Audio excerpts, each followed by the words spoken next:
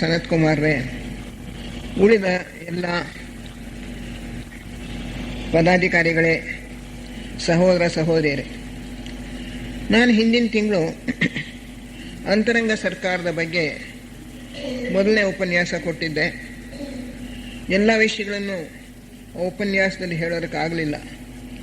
ಆದ್ದರಿಂದ ಇವತ್ತು ಅದನ್ನು ಮುಂದುವರಿಸ್ತಾ ಇದ್ದೇನೆ.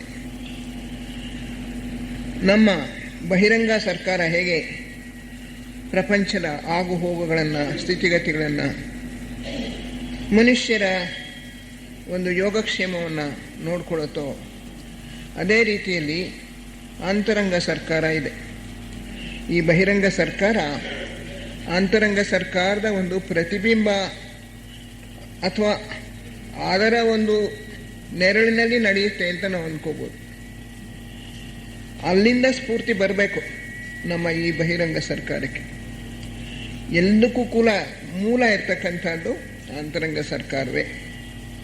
ಈ ಜಗತ್ತನ್ನೆಲ್ಲ ಸೃಷ್ಟಿಸಿರ್ತಕ್ಕಂಥ ನಮ್ಮ ಸಗುಣ ಬ್ರಹ್ಮ, ಅವನು ಅನೇಕ ವಿಶ್ವಗಳ ಯೋಗಕ್ಷೇಮವನ್ನು ನೋಡ್ಕೊಳ್ಬೇಕು.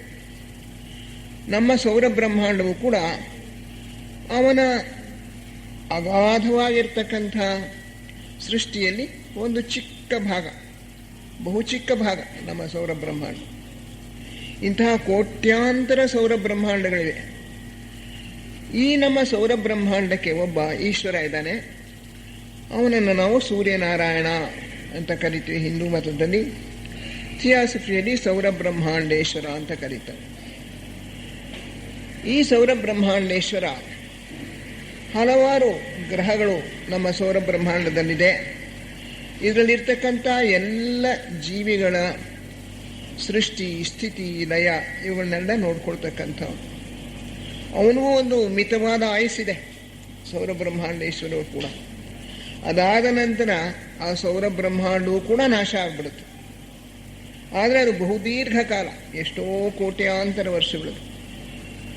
ಅದು ನಮ್ಮ ವಿಜ್ಞಾನಿಗಳಿಗೂ ಗೊತ್ತು. ಲೆಕ್ಕ ಹಾಕಿ ಹೇಳ್ತಾರೆ, ಸೂರ್ಯ ಪ್ರತಿ ಕ್ಷಣದಲ್ಲಿಯೂ ಕೂಡ ಎನರ್ಜಿ, ಶಕ್ತಿಯನ್ನು ಕೊಡ್ತಾ ಇದ್ದಾನೆ ಶಾಖದ ರೂಪದಲ್ಲಿ. ಅಲ್ಲಿ ಹೀಲಿಯಂ ಕಣಗಳು ಹೈಡ್ರೋಜನ್ ಆಗಿ ಪರಿವರ್ತನೆ ಆಗುತ್ತೆ. ಹೈಡ್ರೋಜನ್ ಕಣಗಳು ಹೀಲಿಯಂ ಆಗಿ ಪರಿವರ್ತನೆ ಆಗುತ್ತೆ. ಆ ರೀತಿ ಪರಿವರ್ತನೆ ಆಗುವಾಗ ಬೇಕಾದಷ್ಟು ಶಕ್ತಿ ಉತ್ಪತ್ತಿ ಆಗುತ್ತೆ. ಆ ಶಕ್ತಿಯಿಂದನೇ ಇದು ನಡ್ಕೊಂಡು ಹೋಗ್ತಾ ಇರೋದು ನಮ್ಮ ಸೌರ ಬ್ರಹ್ಮಾಂಡ. ಹಾಗೆ ಪ್ರತಿ ಕ್ಷಣವೂ ಕೂಡ ನೂರಾರು ಸಾವಿರಾರು ಟನ್ನುಗಳು ಹೈಡ್ರೋಜನ್ ಎಲ್ಲ ಹೀಲಿಯಂ ಆಗಿ ಪರಿವರ್ತನೆ ಆಗಿಬಿಡೋದ್ರಿಂದ ಎಂದೋ ಒಂದು ಕಾಲಕ್ಕೆ ಅಲ್ಲಿರೋ ಹೈಡ್ರೋಜನ್ ಕಡಿಮೆ ಆಗಿಬಿಡುತ್ತೆ, ಶಾಖ ಕಡಿಮೆ ಆಗ್ತಾ ಬರುತ್ತೆ. ಕೊನೆಗೆ ಒಂದು ರೆಡ್ ಡ್ವಾರ್ಫ್ ಆಗಿಬಿಡುತ್ತೆ ಸೂರ್ಯ ಅಂತ ಹೇಳ್ತಾರೆ. ಅಷ್ಟೊತ್ತಿಗೆ ಎಲ್ಲ ಗ್ರಹಗಳು ನಿಂತು ಹೋಗಿರ್ತವೆ, ಎಲ್ಲ ಕಡೆಯೂ ಕೂಡ ಸಂಸರಣೆ ನಿಂತು ಹೋಗಿರುತ್ತೆ. ಈಗ ಈ ನಮ್ಮ ಭೂಮಿಗೆ ಸಂಬಂಧಪಟ್ಟಿರ್ತಕ್ಕಂಥ ಚೈನ್ ಅಂತ ಹೇಳಿದ್ರೆ, ಇದರ ಒಂದು ಗ್ರಹಮಾಲೆಯಲ್ಲಿ 7 ಗ್ರಹಗಳಿವೆ. 7 ಗ್ರಹಗಳಲ್ಲಿ ಭೂಮಿ 4ನೇದು. ನಾವು ಇದಕ್ಕೆ ಮುಂಚೆ ಮಾರ್ಸ್, ಮಂಗಳ ಗ್ರಹದಲ್ಲಿದ್ವಿ. ಅಲ್ಲಿಂದ ಈಗ ಭೂಮಿಗೆ ಬಂದಿದ್ದೀವಿ. ಭೂಮಿಯಿಂದ ಮುಂದೆ ಬುಧ ಗ್ರಹಕ್ಕೆ ಹೋಗ್ತೀವಿ.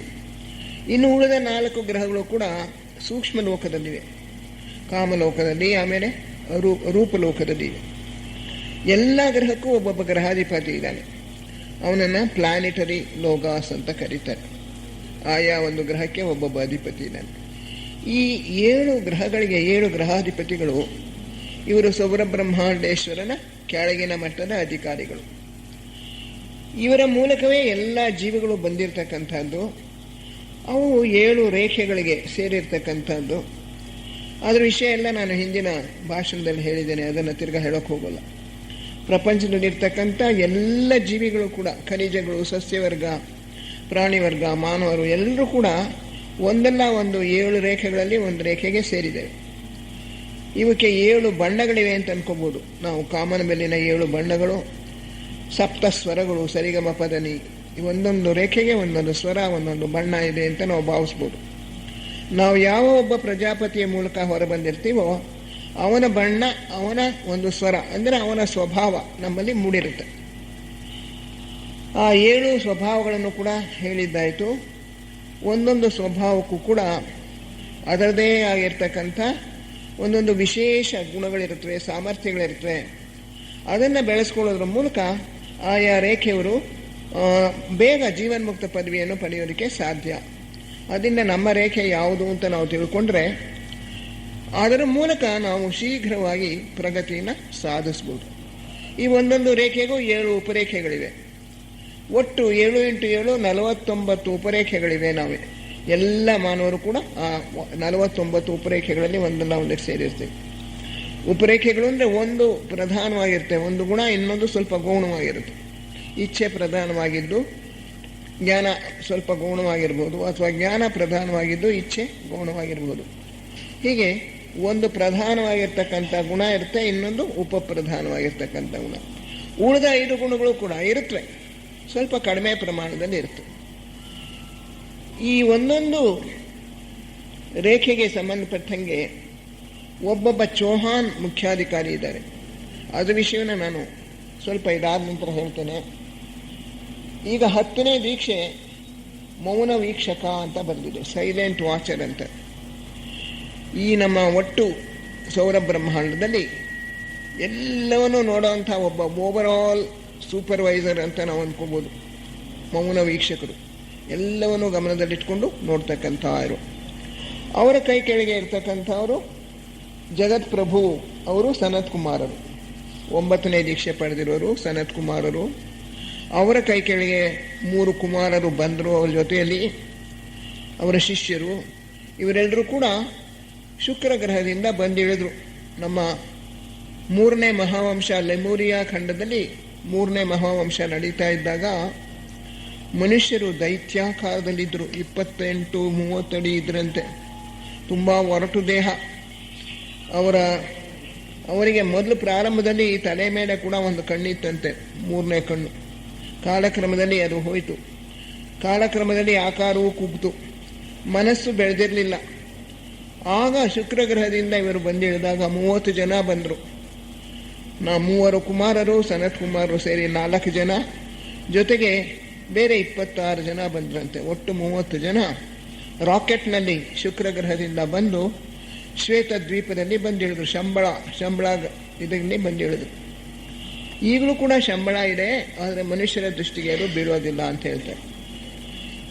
ಅವರು ಯಾತಕ್ಕೆ ಅಲ್ಲಿಂದ ಬರಬೇಕಾಯ್ತು ಅಂದರೆ, ನಮ್ಮ ಮಾನವ ಜನಾಂಗ ಇನ್ನೂ ಬಹಳ ಬಾಲ್ಯಾವಸ್ಥೆಯಲ್ಲಿತ್ತು. ಇವರಿಗೆ ಅಂತರಂಗ ಸರ್ಕಾರದ ಅಧಿಕಾರಿಗಳನ್ನು ಒದಗಿಸುವಷ್ಟು ಮುಂದುವರೆದಿರಲಿಲ್ಲ. ಆದ್ದರಿಂದ ಬೇರೆ ಗ್ರಹದಿಂದ ಬಂದವರು ಇಲ್ಲಿ ನಮ್ಮ ಗ್ರಹದ ಯೋಗಕ್ಷೇಮವನ್ನು ನೋಡ್ಕೋಬೇಕಾಯ್ತು. ಸನತ್ ಕುಮಾರರು ಇನ್ನೂ ಉಳ್ಕೊಂಡಿದ್ದಾರೆ. ಅವರು 16 ವರ್ಷದ ಯುವಕನ ಹಾಗೆ ಕಾಣಿಸ್ತಾರೆ. ಕ್ರಿಯಾಶಕ್ತಿಯಿಂದ ರಚಿತವಾಗಿರ್ತಕ್ಕಂಥ ದೇಹ 4 ಕುಮಾರದ್ದು ಕೂಡ. ಕ್ರಿಯಾಶಕ್ತಿ ಅಂದರೆ ನಮ್ಮ ಮನಸ್ಸಿನ ಶಕ್ತಿಯಿಂದ ರಚಿತವಾಗಿರೋದು. ಅವರಿಗೆ ಹಸುವು ಬಾಯಾರಿಕೆ ಯಾವುದೂ ಇರೋದಿಲ್ಲ. ಯಾವಾಗಲೂ ಕೂಡ ಯೌವನದಲ್ಲಿದ್ದ ಹಾಗೆ ಅವರು ಕಾಣಿಸ್ಕೊಳ್ತಾರೆ. ಅವರು ಈಗಲೂ ಕೂಡ ಶಂಬಳ ಗ್ರಾಮದಲ್ಲಿ ಇದ್ದಾರೆ. 4 ಕುಮಾರರು ಕೂಡ ಇದ್ದಾರೆ. ಈ ಒಂದು ನಮ್ಮ ವರ್ಲ್ಡ್ ಪೀರಿಯಡ್ ಅಂದರೆ ಎಲ್ಲಿವರೆಗೂ ಕೂಡ ಭೂಮಿಯಲ್ಲಿ ಸಂಸರಣೆ ನಡೆಯುತ್ತೋ ಅಲ್ಲಿವರೆಗೂ ಕೂಡ ಸನತ್ ಕುಮಾರರು ಅದನ್ನು ನೋಡ್ಕೊಂಡು ಹೋಗ್ತಾರೆ. ಅವರ ಕೈ ಕೆಳಗಿರೋರನ್ನ ನಾವು ಪ್ರತ್ಯೇಕ ಬುದ್ಧರು ಅಂತ ಕರಿತೀವಿ. ಅವರ ಶಿಷ್ಯರು, ಅವರಿಗೆ ಸಹಾಯ ಮಾಡ್ತಕ್ಕಂಥವ್ರು. ಆ ಪ್ರತ್ಯೇಕ ಬುದ್ಧರೆಲ್ಲ 8ನೇ ದೀಕ್ಷೆ ತೆಗೆದುಕೊಂಡಿರೋರು. ಆ ಪ್ರತ್ಯೇಕ ಬುದ್ಧರ ಅವರಿಗೆ ಸಮಾನವಾಗಿರ್ತಕ್ಕಂಥವರು ಬುದ್ಧ ಪದವಿಯನ್ನು ಪಡೆದಿರೋರು. ಅವರು ಸದ್ಯದಲ್ಲಿ ನಮ್ಮ ಗೌತಮ ಬುದ್ಧರು. ಅವರು ನಮ್ಮ ಮಾನವ ಜನಾಂಗದಿಂದಲೇ ಶೀಘ್ರವಾಗಿ ಬಹಳ ಕಷ್ಟಪಟ್ಟು ತಮ್ಮ ಪ್ರಗತಿಯನ್ನು ಸಾಧಿಸ್ಕೊಂಡ್ರು. 4ನೇ ಮಹಾವಂಶಕ್ಕೆ ಬೋಧಿಸತ್ವರನ್ನ ಒದಗಿಸಬೇಕಾದಂಥ ಪ್ರಮೇಯ ಬಂತು. ಆಗ ಮೈತ್ರೇಯರು ಗೌತಮರು ಸುಮಾರಾಗಿ ಒಂದೇ ಮಟ್ಟದಲ್ಲಿದ್ದರಂತೆ. ಆದರೆ ಗೌತಮರು ಅಪಾರವಾದ ಕರುಣೆಯ ಪ್ರೇಮದಿಂದ 4ನೇ ಮಹಾವಂಶಕ್ಕೆ ನಾನು ಬೋಧಿಸತ್ವನಾಗಿ ಶಿಕ್ಷಣ ಪಡ್ಕೊಳ್ತೇನೆ, ನನ್ನನ್ನು ನಾನು ಅಷ್ಟು ಬೇಗ ಬೆಳೆಸ್ಕೊಳ್ತೇನೆ ಅಂತ ಹೇಳಿ ಅವರು ಆ ಒಂದು ಜವಾಬ್ದಾರಿಯನ್ನು ಹೊತ್ಕೊಂಡು ಬೇಗ ಜನ್ಮಗಳನ್ನು ತೆಕ್ಕೊಂಡು ಒಂದೊಂದೇ ಜನ್ಮದಲ್ಲೂ ಕೂಡ ಒಂದೊಂದು ಸದ್ಗುಣವನ್ನು ಬೆಳೆಸ್ಕೊಂಡು ಒಂದೊಂದು ಸಾಮರ್ಥ್ಯವನ್ನು ಬೆಳೆಸ್ಕೊಂಡು ಕೊನೆಗೆ 4ನೇ ಮಹಾವಂಶ ಪ್ರಾರಂಭ ಆಗುವ ವೇಳೆಗೆ ಅವರು ಬೋಧಿಸತ್ವರಾಗಿ ತಾವು ಅಧಿಕಾರವನ್ನು ವಹಿಸಿಕೊಳ್ಳೋದಕ್ಕೆ ತಯಾರಾದರು, ಬೋಧಿಸತ್ವರಾದರು. ಮೈತ್ರೇಯರು ಒಂದು ಹೆಜ್ಜೆ ಹಿಂದೆ ಇದ್ದರು, ಅವರು ಈಗ ಬೋಧಿಸತ್ವರಾಗಿದ್ದಾರೆ. ಈಗ ಆದ್ದರಿಂದ 8ನೇ ದೀಕ್ಷೆಯನ್ನು ಪಡೆದಿರ್ತಕ್ಕಂಥವರು 3 ಜನ ಪ್ರತ್ಯೇಕ ಬುದ್ಧರಿದ್ದಾರೆ. 3 ಕುಮಾರರು, ಸನಕ, ಸನಾತನ, ಸನಂದನ. ಆನಂತರ ಬುದ್ಧರು, ಅವರು ಕೂಡ 8ನೇ ದೀಕ್ಷೆ ಪಡೆದವರು. 7ನೇ ದೀಕ್ಷೆ ಪಡೆದಿರ್ತಕ್ಕಂಥವರು ಮೊದಲನೇ ರೇಖೆಗೆ ಸೇರಿರೋರು ಮನು, 2ನೇ ರೇಖೆಗೆ ಸೇರಿರೋರು ಬೋಧಿಸತ್ವರು. 3ರಿಂದ 7 ರೇಖೆಗಳು ಅದರ ಜವಾಬ್ದಾರಿಯನ್ನು ಹೊತ್ತಿರ್ತಕ್ಕಂಥವರು ಮಹಾಚೋಹರು. ಇವರು 3 ಜನ ನಮ್ಮ ಈಗ ಇರ್ತಕ್ಕಂಥ ಪ್ರಪಂಚದ ಅಂತರಂಗ ಸರ್ಕಾರದಲ್ಲಿ ಜಗತ್ಪ್ರಭುಗಳನ್ನು ನಾವು ಬಿಟ್ಟರೆ, ಸನತ್ ಕುಮಾರರು ಎಲ್ಲಕ್ಕಿಂತ ಮೌನವೀಕ್ಷಕರನ್ನ ಬಿಟ್ಬಿಡಿ, ಅವರು ಸುಮ್ಮನೆ ನೋಡ್ತಾ ಇರ್ತಕ್ಕಂಥವ್ರು. ಅವ್ರನ್ನ ಬಿಟ್ಟರೆ ಸನತ್ ಕುಮಾರರು ಜಗತ್ಪ್ರಭುಗಳು. ಅವರ ಕೆಳಗೆ ಇರ್ತಕ್ಕಂಥವರು 3 ಜನ ಕುಮಾರರು ಮತ್ತು ಬುದ್ಧರು. 3 ಜನ ಕುಮಾರರು ಕೂಡ ಮೊದಲನೇ ರೇಖೆಗೆ ಸೇರಿದ್ದಾರೆ, ಬುದ್ಧರು 2ನೇ ರೇಖೆಗೆ ಸೇರಿದ್ದಾರೆ. ಮೊದಲನೇ ರೇಖೆಗೂ 2ನೇ ರೇಖೆಗೂ ಏನು ವ್ಯತ್ಯಾಸ? ಮೊದಲನೇ ರೇಖೆ ಆಡಳಿತ, ರೂಲಿಂಗ್ ರೇ, ಆಡಳಿತ ಮತ್ತು ವ್ಯವಸ್ಥೆ ಅದನ್ನು ನೋಡ್ಕೊಳ್ತಕ್ಕಂಥದ್ದು ಮೊದಲನೇ ರೇಖೆ. 2ನೇ ರೇಖೆ ಮತಗಳು ಮತ್ತು ವಿದ್ಯಾಭ್ಯಾಸ, ಅದನ್ನು ನೋಡ್ಕೊಳ್ಳೋದು 2ನೇ ರೇಖೆಯ ಕೆಲಸ. ಆದ್ದರಿಂದ ಬುದ್ಧರು ನಮ್ಮ ಪ್ರಪಂಚದ ಎಲ್ಲ ಮತಗಳು ಮತ್ತು ವಿದ್ಯಾಭ್ಯಾಸದ ಇಲಾಖೆಗೆ ಅವರು ಬೋಧಿಸತ್ವರು, ಅವರು ಅದಕ್ಕೆ ಮುಖ್ಯಾಧಿಕಾರಿ. ಬುದ್ಧರು ಅವರಿಗಿಂತ ಮೇಲ್ಪಟ್ಟಿರ್ತಕ್ಕಂಥವರು. ಅವರ ಪ್ರಜ್ಞೆ ಸಾಮಾನ್ಯವಾಗಿ ಬುದ್ಧಿ ಲೋಕಕ್ಕಿಂತ ಕೆಳಗೆ ಇಳಿದು ಬರೋದಿಲ್ಲ. ಅದರಿಂದ ಅವರು ಅಲ್ಲಿ ಇದ್ದುಕೊಂಡು ಬೋಧಿಸತ್ವರಿಗೆ ನಿರ್ದೇಶನ ಕೊಡ್ತಾರೆ ಮತ್ತು ಅನೇಕ ಶಕ್ತಿಗಳನ್ನು ಉತ್ಪತ್ತಿ ಮಾಡ್ತಾರೆ. ಇವಾಗ ನಾವು ಹೇಳೋದು, ಇವರೆಲ್ಲರೂ ಕೂಡ ಬರೀ ಮಾನವರ ಯೋಗಕ್ಷೇಮ ಮಾತ್ರ ಅಲ್ಲ ನೋಡ್ಕೊಳ್ಳೋದು. ಈ ಭೂಗ್ರಹದಲ್ಲಿರ್ತಕ್ಕಂಥ ಪ್ರಾಣಿ ವರ್ಗದ ಯೋಗಕ್ಷೇಮ, ಖನಿಜ ವರ್ಗದ ಯೋಗಕ್ಷೇಮ, ಭೂತ ವರ್ಗಗಳ ಯೋಗಕ್ಷೇಮ, ದೇವಗಣಗಳ ಯೋಗಕ್ಷೇಮ ಎಲ್ಲವನ್ನೂ ನೋಡ್ಕೋಬೇಕು. ಬುದ್ಧರನ್ನ the teacher of devas and men ಅಂತ ಕರೀತಾರೆ. ಅಂದರೆ ದೇವತೆಗಳಿಗೂ ಅವರೇ ಉಪದೇಶಕರು, ಮಾನವರಿಗೂ ಅವರೇ ಉಪದೇಶಕರು. ಇವರು ಎಲ್ಲ ಜೀವವರ್ಗಗಳ ಸಂಸರಣೆಯನ್ನು ನೋಡ್ಕೊಳ್ತಕ್ಕಂಥವ್ರು, ಆಡಳಿತದ ಕ್ರಮದಲ್ಲಿ ನೋಡ್ಕೊಳ್ತಕ್ಕಂಥವರು ಅವರು ಪ್ರತ್ಯೇಕ ಬುದ್ಧರು.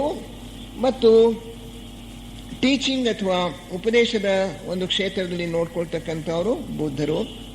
ಅವರ ಕೈ ಕೆಳಗೆ ನಾವು ತೆಗೆದುಕೊಂಡ್ರೆ ಮನು, ಬೋಧಿಸತ್ವ, ಮಹಾಚೋಹಾನ್. ಮನು ಅಂತ ಹೇಳಿದ್ರೆ ಇವರು 7ನೇ ದೀಕ್ಷೆ ಪಡೆದರು. 7ನೇ ದೀಕ್ಷೆ ಪಡೆದವರು ಮೊದಲನೇ ರೇಖೆಗೆ ಸೇರಿದ್ರೆ ಅವರನ್ನು ಮನು ಅಂತೀವಿ. ಅವರು 2ನೇ ರೇಖೆಗೆ ಸೇರಿದ್ರೆ ಬೋಧಿಸತ್ವರು ಅಂತೀವಿ. 3ನೇ ರೇಖೆಯಿಂದ 7ನೇ ರೇಖೆಗೆ ಯಾವುದಕ್ಕಾದ್ರೂ ಸೇರಿದ್ರೆ ಅವರು ಮಹಾಚೋಹಾನ್.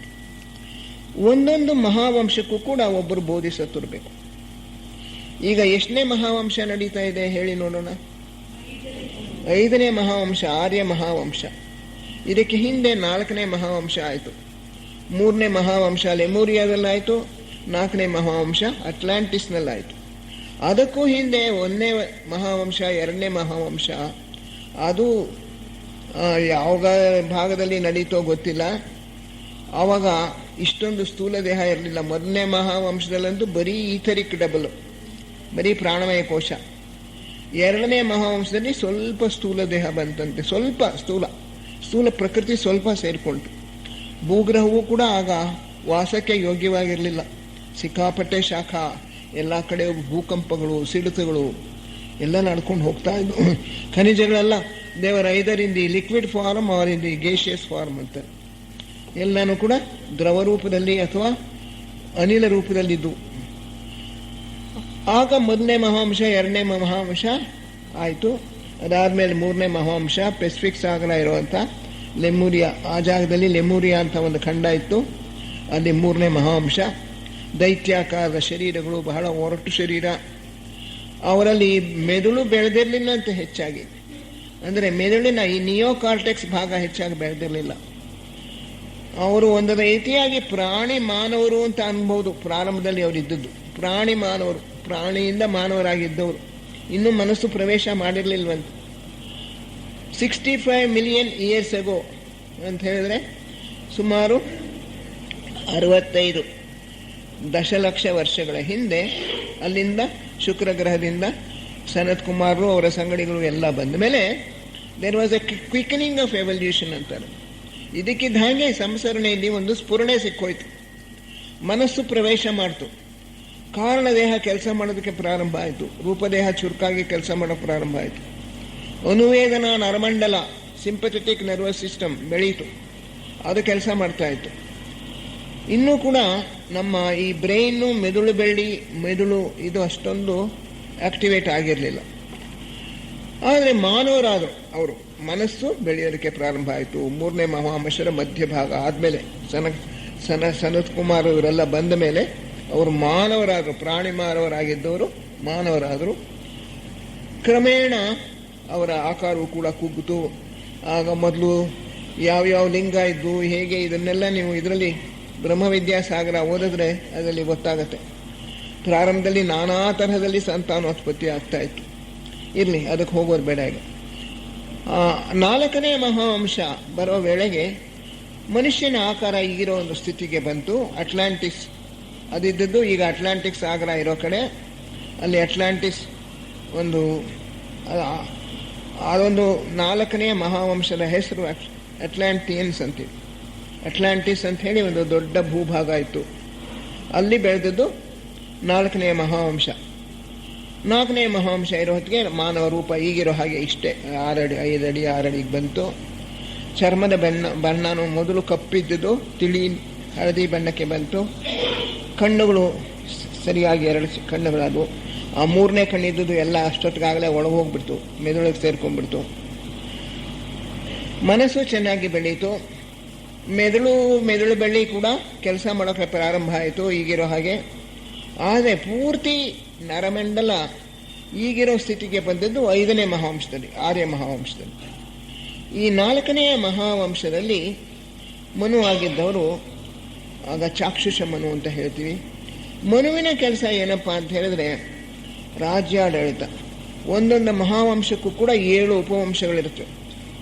ಆ ಮಹಾವಂಶ ಮತ್ತು 7 ಉಪವಂಶಗಳು ಇವು ಎಲ್ಲಕ್ಕೂ ಕೂಡ ಆಕಾರ ಹೇಗಿರಬೇಕು, ಅವರ ಎತ್ತರ ಎಷ್ಟಿರಬೇಕು, ಅವರ ಕಣ್ಣು ಯಾವ ರೀತಿ ಇರಬೇಕು, ಚಿಕ್ಕದಾಗಿರ್ಬೇಕೆ ದೊಡ್ಡದಾಗಿರ್ಬೇಕೆ, ನೀಲಿ ಬಣ್ಣನೇ ಬೂದು ಬಣ್ಣನೇ ಕರಿ ಬಣ್ಣನೇ, ಕೂದಲು ಹೇಗಿರಬೇಕು, ನೇರಾಗಿರ್ಬೇಕಾ ಗುಂಗುರಾಗಿರ್ಬೇಕಾ, ಈ ಎಲ್ಲ ಅಂಗ ಸೌಷ್ಠವನ್ನೆಲ್ಲ ನೋಡ್ಕೊಳ್ತಕ್ಕಂಥವ್ರು ಮನು. ಅನಂತರ ದೇಹವನ್ನು ಅವ್ರು ಯಾವ ಒಂದು ಮಾದರಿ ಇಟ್ಕೊಂಡಿರ್ತಾರೋ, ಒಂದು ರೂಪ ಇರುತ್ತೋ, ಸೌರಬ್ರಹ್ಮಾಂಡೇಶ್ವರ ಅವರಿಗೆ ಒಂದು ಕೊಟ್ಟು ಬಿಟ್ಟಿರ್ತಾನೆ ಮಾದರಿ. 4ನೇ ಮಹಾವಂಶದ ಮಾದರಿ ಹೀಗಿದೆ, 5ನೇ ಮಹಾವಂಶದ ಹೀಗಿರುತ್ತೆ, ಹೀಗೆ ಬರಬೇಕು ಈ ರೂಪ, 6ನೇ ಮಹಾವಂಶಕ್ಕೆ ಹೀಗೆ ಬರಬೇಕು, 7ನೇದು ಹೀಗಿರಬೇಕು, ಎಲ್ಲ ಕೊಟ್ಟುಬಿಟ್ಟು ಮಾಡಿಟ್ಬಿಟ್ಟಿದ್ದಾನೆ ಸೌರಬ್ರಹ್ಮಾಂಡೇಶ್ವರ. ಆ ಮಾದರಿಯನ್ನು ನೋಡಿಕೊಂಡು ಅದರ ಪ್ರಕಾರ ಇವರು ತಿದ್ದುತ್ತಾ ಹೋಗ್ತಾರೆ. ಅದಕ್ಕೆ ಹೆಚ್ಚಾಗಿ ಅವರು ಬೇರೆ ಶಕ್ತಿಗಳನ್ನು ಉಪಯೋಗಿಸಲ್ಲ, ನಾರ್ಮಲ್ ಪ್ರೋಸೆಸ್ನಲ್ಲೇ ಆಗಬೇಕದು. ಜೀನ್ಸ್ ಅಂತ ಹೇಳ್ತೀವಲ್ಲ, ತಂದೆ ತಾಯಿಗಳಿಂದ ಬರೋ ವಂಶವಾಹಿಗಳು, ಅವುಗಳಲ್ಲಿ ಬೇಕಾ ಯಾವ ತಂದೆ ಇರಬೇಕು, ಯಾವ ತಂದೆಯಲ್ಲಿ ಏನು ವಂಶವಾಹಿ ಇದೆ, ತಾಯಿಯಲ್ಲಿ ಏನಿದೆ, ಯಾವ ಥರ ಇದನ್ನು ಸೇರಿಸದೆ ಸರಿಯಾದಂಥ ನಮಗೆ ಬೇಕಾದಂಥ ಬಣ್ಣ ಬರುತ್ತೆ, ನಮಗೆ ಬೇಕಾದಂಥ ಚರ್ಮದ ಬಣ್ಣ ಬರುತ್ತೆ, ನಮಗೆ ಬೇಕಾದಂಥ ಕಣ್ಣು ಬರುತ್ತೆ. ಹೀಗೆ ನೋಡಿಕೊಂಡು ಸೂಕ್ಷ್ಮ ದೃಷ್ಟಿಯಿಂದ ನೋಡಿ ಅಂಥವ್ರನ್ನ ನೀವಿಬ್ಬರು ಮದುವೆ ಆಗಿ ಅಂತ ಹೇಳಿ ಅವರ ಸಂತಾನವನ್ನು ಹೀಗೆ ಕ್ರಮೇಣ ಅವರು ಅಭಿವೃದ್ಧಿ ಮಾಡ್ತಾ ಬರ್ತಾರೆ. ಕೋಟ್ಯಾಂತರ ವರ್ಷಗಳು ತಗೊಳುತ್ತೆ ಒಂದೊಂದು ಮಹಾವಂಶವನ್ನು ಬೆಳೆಸಬೇಕಾದ್ರೂ ಕೂಡ. ಈ 5ನೇ ಮಹಾವಂಶದ ಮಾದರಿಯನ್ನು ನಮ್ಮ ವೈವಸ್ವತ ಮನುಗಳಿಗೆ ಕೊಟ್ಬಿಟ್ರು, ಸೌರಬ್ರಹ್ಮಾಂಡೇಶ್ವರ ಕೊಟ್ಬಿಟ್ರು. ಆ ಮಾದರಿಯನ್ನು ನೋಡಿಕೊಂಡು ನಮ್ಮ ಮನುಗಳು, ವೈವಸ್ವತ ಮನುಗಳು ಈಗಿರೋ ಒಂದು ಆಕಾರಕ್ಕೆ ಅದನ್ನು ಬೆಳೆಸ್ಕೊಂಡು ಬಂದಿದ್ದಾರೆ. ಒಂದೊಂದು ಮಹಾವಂಶದ ಪ್ರಾರಂಭದಲ್ಲಿಯೂ ಕೂಡ ಮನು ಸ್ವತಃ ಅವರೇ ಹುಟ್ಟುತ್ತಾರೆ. ಆ ಮಹಾವಂಶದಲ್ಲಿ ಕ್ರಮೇಣ ಅವರೇನು ಮಾಡ್ತಾರೆ, ತಮ್ಮ ಒಬ್ಬರು ಶಿಷ್ಯರನ್ನು ನೀನು ನನ್ನ ಹೆಂಡತಿಯಾಗಿರು ಅಂತ ಹೇಳಿ ಅವರು ಆ ತರಹ ಮಾಡಿಕೊಂಡು ಅವರ ಮೂಲಕ ಬಂದಂಥ ಸಂತತಿಯನ್ನು ಬಹಳ ನಿಧಾನವಾಗಿ ಅವರಿಗೆ ಮದುವೆಗಳು ಮಾಡಿಸಿ ತಮಗೆ ಬೇಕಾದಂಥ ರೂಪ ಇರ್ತಕ್ಕಂಥ ಮಕ್ಕಳು ಅವರಿಗೆ ಜನಿಸೋ ಹಾಗೆ ಮಾಡಿ, ಹೀಗೆ ಕ್ರಮವಾಗಿ ತಮ್ಮಿಂದಲೇ ಎಲ್ಲ ಸಂತಾನವೂ ಹೊರಡಬೇಕು. ಈಗ 4ನೇ ಮಹಾವಂಶದವರೆಲ್ಲರೂ ಕೂಡ 4ನೇ ಮಹಾವಂಶದ ಮನುಗಳ ಚಾಕ್ಷುಷ ಮನುಗಳ ಸಂತತಿಯವರು. ಅದೇ ರೀತಿ 5ನೇ ಮಹಾವಂಶದ ಎಲ್ಲ ಜನರು ಕೂಡ ವೈವಸ್ವತ ಮನುವಿನ ಸ್ವಂತ ಕುಲಕ್ಕೆ ಸೇರಿರ್ತಕ್ಕಂಥವ್ರು, ಅವರ ಸಂತತಿಗಳು. ಈ ರೀತಿ ಪ್ರಾರಂಭದಲ್ಲಿ ಒಂದೊಂದು ಉಪವಂಶದಲ್ಲೂ ಕೂಡ ಮನುಗಳು ಸ್ವತಃ ಹುಟ್ಟುತ್ತಾರಂತೆ. ಸ್ವತಃ ಹುಟ್ಟಿ ತಮ್ಮ ಶಿಷ್ಯರನ್ನ ತಮ್ಮ ಜೊತೆಯಲ್ಲಿ ಅವರು ಸಂಸಾರ ಹುಡ್ಕೊಂಡು ಅವರ ಶಿಷ್ಯರು ಮಕ್ಕಳಾಗಿ ಹುಟ್ಟಿ ಅವರ ಮೂಲಕ ಸಂತಾನವನ್ನು ಅಭಿವೃದ್ಧಿ ಮಾಡಿಕೊಂಡು ಅವರು ಆ ಒಂದು ಗ್ರಹದ ತಾವು ಮಾದರಿ ಯಾವುದಿದೆ ತಮಗೆ ಕೊಟ್ಟಿರೋ ಮಾದರಿ ಆ ರೀತಿ ಆಕಾರ ಬರೋ ಹಾಗೆ ನೋಡ್ಕೊಳ್ತಾರೆ. ಪ್ರಾರಂಭದಲ್ಲಿ ಅವರೇ ಹುಟ್ಟುತ್ತಾ ಇರಬೇಕಾಗತ್ತೆ. ಒಂದೊಂದು ಉಪವಂಶದಲ್ಲೂ ಒಂದೊಂದು ಉಪವಂಶನೂ ಹಿಂದಿನ ಉಪವಂಶಕ್ಕಿಂತ ಸ್ವಲ್ಪ ಮುಂದಕ್ಕೆ ಹೋಗಿರುತ್ತೆ, ಹೆಚ್ಚು ನಾಗರಿಕವಾಗಿರುತ್ತೆ. ಬ್ರೈನ್ನಲ್ಲಿ, ಮೆದುಳಿನಲ್ಲಿ ಸ್ವಲ್ಪ ಹೆಚ್ಚು ಮುಂದುವರೆದಿರುತ್ತೆ. ಹೊಸ ಶಕ್ತಿ, ಹೊಸ ಸಾಮರ್ಥ್ಯಗಳು ಅವರಲ್ಲಿ ಮೂಡಿರುತ್ತೆ. ಹೀಗೆ ಕ್ರಮವಾಗಿ ಈಗ 5ನೇ ಮಹಾವಂಶ ನಡೀತಾ ಇದೆ. ನಮ್ಮ ವೈವಸ್ವತ ಮನುಗಳು ಇದನ್ನು ನಡೆಸ್ಕೊಂಡು ಬರ್ತಾ ಇದ್ದಾರೆ. ಆರ್ಯರು ಪ್ರಾರಂಭದಲ್ಲಿ 4ನೇ ಮಹಾವಂಶದಿಂದ ಬರಬೇಕಾಯ್ತು, ಹುಟ್ಟಬೇಕಾಯ್ತು. 3ನೇ ಮಹಾವಂಶದಿಂದ 4ನೇ ಮಹಾವಂಶ ಬಂತು. 4ನೇ ಮಹಾವಂಶದ 4ನೇ ಉಪವಂಶದಿಂದ ಆರಿಸ್ಕೊಂಡು ಅದರಿಂದ ಆತ್ಮರನ್ನು ಆರಿಸ್ಕೊಂಡು ಈ 5ನೇ ಉಪವಂಶ 4ನೇ ಮಹಾವಂಶದ 5ನೇ ಉಪವಂಶದಿಂದ ಬಂದಿರತಕ್ಕಂಥದ್ದು ಆರ್ಯ ಮಹಾವಂಶ. ಅದೇ ರೀತಿ 3ನೇ ಮಹಾವಂಶದ 4ನೇ ಉಪವಂಶದಿಂದ 4ನೇ ಮಹಾವಂಶ ಬಂತು. ಈಗ 5ನೇ ಮಹಾವಂಶದ 6ನೇ ಉಪವಂಶದಿಂದ 6ನೇ ಮಹಾಜನಾಂಗ ಬರಬೇಕಾಗುತ್ತೆ. 6ನೇ ಮಹಾವಂಶದ 7ನೇ ಉಪವಂಶದಿಂದ 7ನೇ ಮಹಾವಂಶ ಬರಬೇಕಾಗುತ್ತೆ. ಸ್ವಲ್ಪ ಕಷ್ಟ, ಮೊದಲು ಅರ್ಥ ಆಗೋದು. ಯಾವ ಒಂದು ಮಹಾವಂಶ ಸೃಷ್ಟಿಯಾಗಬೇಕಾದ್ರೂ ಅದರ ಹಿಂದಿನ ಮಹಾವಂಶದ ಅದೇ ಸಂಖ್ಯೆಯ ಉಪವಂಶ. ಈಗ 6ನೇ ಮಹಾವಂಶ ಯಾವುದರಿಂದ ಬರುತ್ತೆ? 5ನೇ ಮಹಾವಂಶದ 6ನೇ ಉಪವಂಶ. ಅದು ಹುಟ್ಟಬೇಕಾಗಿದೆ. ಈಗಾಗಲೇ ಸ್ವಲ್ಪ ಹುಟ್ಟುತ್ತಾ ಇದೆ ಅಂತ. ವೈವಸ್ವತ ಮನುಗಳು ಆ ಒಂದು ತಮ್ಮ ಮಹಾವಂಶ ಎಲ್ಲಿವರೆಗೂ ಭೂಮಿಯಲ್ಲಿರುತ್ತೋ ಅದರ ಯೋಗಕ್ಷೇಮವನ್ನು ಅವ್ರು ನೋಡ್ಕೋಬೇಕು. ವಲಸೆ ಹೋಗೋದು ಇದು ಪ್ರಾರಂಭ ಆದದ್ದು ಎಲ್ಲಿ? ಅಟ್ಲಾಂಟಿಸಿಂದ ಕರ್ಕೊಂಡ್ಬಂದ್ಬಿಟ್ರು ಒಂದಷ್ಟು ಜನನ. ಅದು ಮುಳುಗಿಸ್ಬಿಡ್ತೀವಿ ಅಂತ ಗೊತ್ತಾಯ್ತು. ಅದು ಮುಳುಗಿ ಹೋಗೋಕೆ ಮೊದಲೇನೆ ಒಂದು ಎಷ್ಟೋ ಕೆಲವು ಸಾವಿರ ವರ್ಷಗಳ ಮುಂಚೆನೆ ಅಲ್ಲಿಂದ ಹೊರಟುಬಿಟ್ಟು ಈಜಿಪ್ಟಿಗೆ ಬಂದರು. ಈಜಿಪ್ಟ್ಗೆ ಆವಾಗ ನೇರಾಗಿ ಅಟ್ಲಾಂಟಿಸಿಂದ ಭೂಭಾಗದಲ್ಲಿ ಬರ್ಬೋದಾಗಿತ್ತು. ಈಜಿಪ್ಟಿಗೆ ಬಂದು ನೆಲೆಸೋದು. ಅಲ್ಲಿಂದ ಕ್ರಮೇಣ ಅವ್ರನ್ನ ಹೊರಡಿಸ್ಕೊಂಡು ಮೊದಲನೇ ವಂಶ ಈಜಿಪ್ಟ್ನಲ್ಲೇ ಪ್ರಾರಂಭ ಆಯಿತು. ಆಮೇಲೆ ಅರೇಬಿಯಾಗೆ ಕರ್ಕೊಂಡು ಬಂದರು. ಅಲ್ಲಿ ಒಂದು ಉಪವಂಶ ಪ್ರಾರಂಭಿಸಿದ್ರು. ಆಮೇಲಿಂದ ಸೆಂಟ್ರಲ್ ಏಷ್ಯಾಗೆ ಬಂದು ನೆಲೆಸಿತು ಆರ್ಯರು. ಸೆಂಟ್ರಲ್ ಏಷ್ಯಾದಿಂದ ಭಾರತ ದೇಶಕ್ಕೆ ಸುಮಾರು 17,000 ಕ್ರಿಸ್ತಪೂರ್ವ 1720 ಅಷ್ಟೊತ್ತಿಗೆ ಬಂದರು ಅಂತ. ಹೀಗೆ ಬೇರೆ ಬೇರೆ ದೇಶಗಳಿಗೆ ಕಳಿಸ್ತಾರೆ ಮನುಗಳೇನೆ. ಅಲ್ಲಿ ಹೋಗಿ ಆ ದೇಶದಲ್ಲಿ ನೆಲೆಸಿ ನೀವು, ಅಲ್ಲಿ ಒಂದು ಹೊಸ ಉಪವಂಶ ಬರಬೇಕು. ಅರೇಬಿಯಾಗೆ ಹೋಗಿ, ಈಜಿಪ್ಟಿಗೆ ಹೋಗಿ, ಭಾರತಕ್ಕೆ ಹೋಗಿ, ಈಗ ಯುರೋಪ್ಗೆ ಹೋಗಿ, ಅಮೆರಿಕಾಗೆ ಹೋಗಿ, ಹೀಗೆ ಬೇರೆ ಬೇರೆ ಉಪವಂಶಗಳನ್ನು ಬೇರೆ ಬೇರೆ ಭೂಭಾಗಗಳಲ್ಲಿ ಪ್ರಾರಂಭ ಮಾಡ್ತಾರೆ. ಈಗ 5ನೆಯ ಉಪವಂಶ ಅಮೆರಿಕಾದಲ್ಲಿ ನಡೀತಾ ಇದೆ. 6ನೇ ಉಪವಂಶ ಆಗಲೇ ಸ್ವಲ್ಪ ಪ್ರಾರಂಭ ಆಗಿದೆ ಅಂತಾರೆ ಲೆಡ್ಬೀಟರ್ ಅವರು ಬರೆದಿದ್ದಾರೆ. ಆಸ್ಟ್ರೇಲಿಯಾ, ನ್ಯೂಜಿಲೆಂಡು ಆ ಕಡೆ ಎಲ್ಲ ಪ್ರಾರಂಭ ಆಗಿದೆ 6ನೇ ಉಪವಂಶ. ಅಲ್ಲಿಂದ 6ನೇ ಉಪವಂಶದಿಂದ ಕೆಲವು ದೇಹಧಾರಿಗಳನ್ನು ಕೆಲವನ್ನ ಆರಿಸ್ಕೊಂಡು ಆಮೇಲೆ ಅವ್ರನ್ನ 6ನೇ ಮಹಾವಂಶಕ್ಕೆ ಪ್ರಾರಂಭ ಮಾಡೋಕ್ಕೆ ಕರ್ಕೋತಾರೆ. ಈಗಾಗಲೇ 6ನೇ ಮಹಾವಂಶಕ್ಕೆ ಯಾರು ಮನುಗಳು, ಯಾರು ಬೋಧಿಸತ್ವರು ಎಲ್ಲ ನಿಶ್ಚಯ ಆಗ್ಬಿಟ್ಟಿದೆ. ಯಾರು 6ನೇ ಮಹಾವಂಶದ ಮನುಗಳಾಗ್ತಕ್ಕಂಥವರು? ಮೌರ್ಯ ಮಹರ್ಷಿಗಳು. ಈಗ ಮೌರ್ಯ ಮಹರ್ಷಿಗಳು ಚೌಹಾನರಾಗಿದ್ದಾರೆ, 6ನೇ ದೀಕ್ಷೆಯಲ್ಲಿದ್ದಾರೆ. ಇವರು ಮುಂದೆ 7ನೇ ದೀಕ್ಷೆಯನ್ನು ಪಡ್ಕೊಂಡು 6ನೇ ಮಹಾವಂಶಕ್ಕೆ ಮನುಗಳಾಗ್ತಾರೆ. 6ನೇ ಮಹಾವಂಶಕ್ಕೆ ಬೋಧಿಸತ್ವರಾಗೋರು ಯಾರು? ಕುಥೂಮಿಯವರು. ಅವರು ಕೂಡ 7ನೇ ದೀಕ್ಷೆ ಪಡ್ಕೋತಾರೆ ಆ ವೇಳೆ. ಈಗ 6ನೇ ದೀಕ್ಷೆಗೆ ಬರೋಣ. ಆಯಿತು, ಮನು ಆಯಿತು. ಬೋಧಿಸತ್ವರು ಮತಗಳು ಮತ್ತು ವಿದ್ಯಾಭ್ಯಾಸವನ್ನು ನೋಡ್ಕೊಳ್ತಕ್ಕಂಥವ್ರು. ಡೈರೆಕ್ಟ್ ನಾವು ಯಾರನ್ನ ಅವತಾರ ಪುರುಷರು, ಅವತಾರ ಮಾಡೋರು ಅಂತ ಕರಿತೀವಿ, ಅವರೇ ಬೋಧಿಸತ್ವರು. ಈಗ ರಾಮ, ಕೃಷ್ಣ ಇವರೆಲ್ಲ ಅವತಾರ ಪುರುಷರು ಅಂತೀವಿ. ಶ್ರೀರಾಮ, ಶ್ರೀಕೃಷ್ಣ ಇವರೆಲ್ಲರೂ ಕೂಡ ಬೋಧಿಸತ್ವರ ಅವತಾರಗಳೇನು. ವಿಷ್ಣುವೇ ಅವತಾರ ಮಾಡ್ದ ಅಂತ ನಾವು ಹೇಳ್ತೀವಿ. ವಿಷ್ಣುವೇ ಅವತಾರ ಮಾಡಿದ್ರೆ ಅಂದರೆ ಅದರ ಅರ್ಥ, ಅಂತರಾರ್ಥ ವಿಷ್ಣುವಿನ ರೇಖೆಗೆ ಸೇರಿರೋರು. ಶಿವನ ರೇಖೆ, ಈಶ್ವರನ ರೇಖೆಗೆ ಬರೋರು ಮೊದಲನೇ ರೇಖೆ. ಈಶ್ವರನ ಶಕ್ತಿನ ಅದನ್ನು ಈ ಜಗತ್ತಿನಲ್ಲಿ ಪ್ರವಹಿಸ್ತಕ್ಕಂಥವರು ಮೊದಲನೇ ರೇಖೆಯವರು. ವಿಷ್ಣುವಿನ ಶಕ್ತಿನ ಈ ಪ್ರಪಂಚಕ್ಕೆ ಕೊಡ್ತಕ್ಕಂಥವರು ಎರಡನೇ ರೇಖೆಯವರು.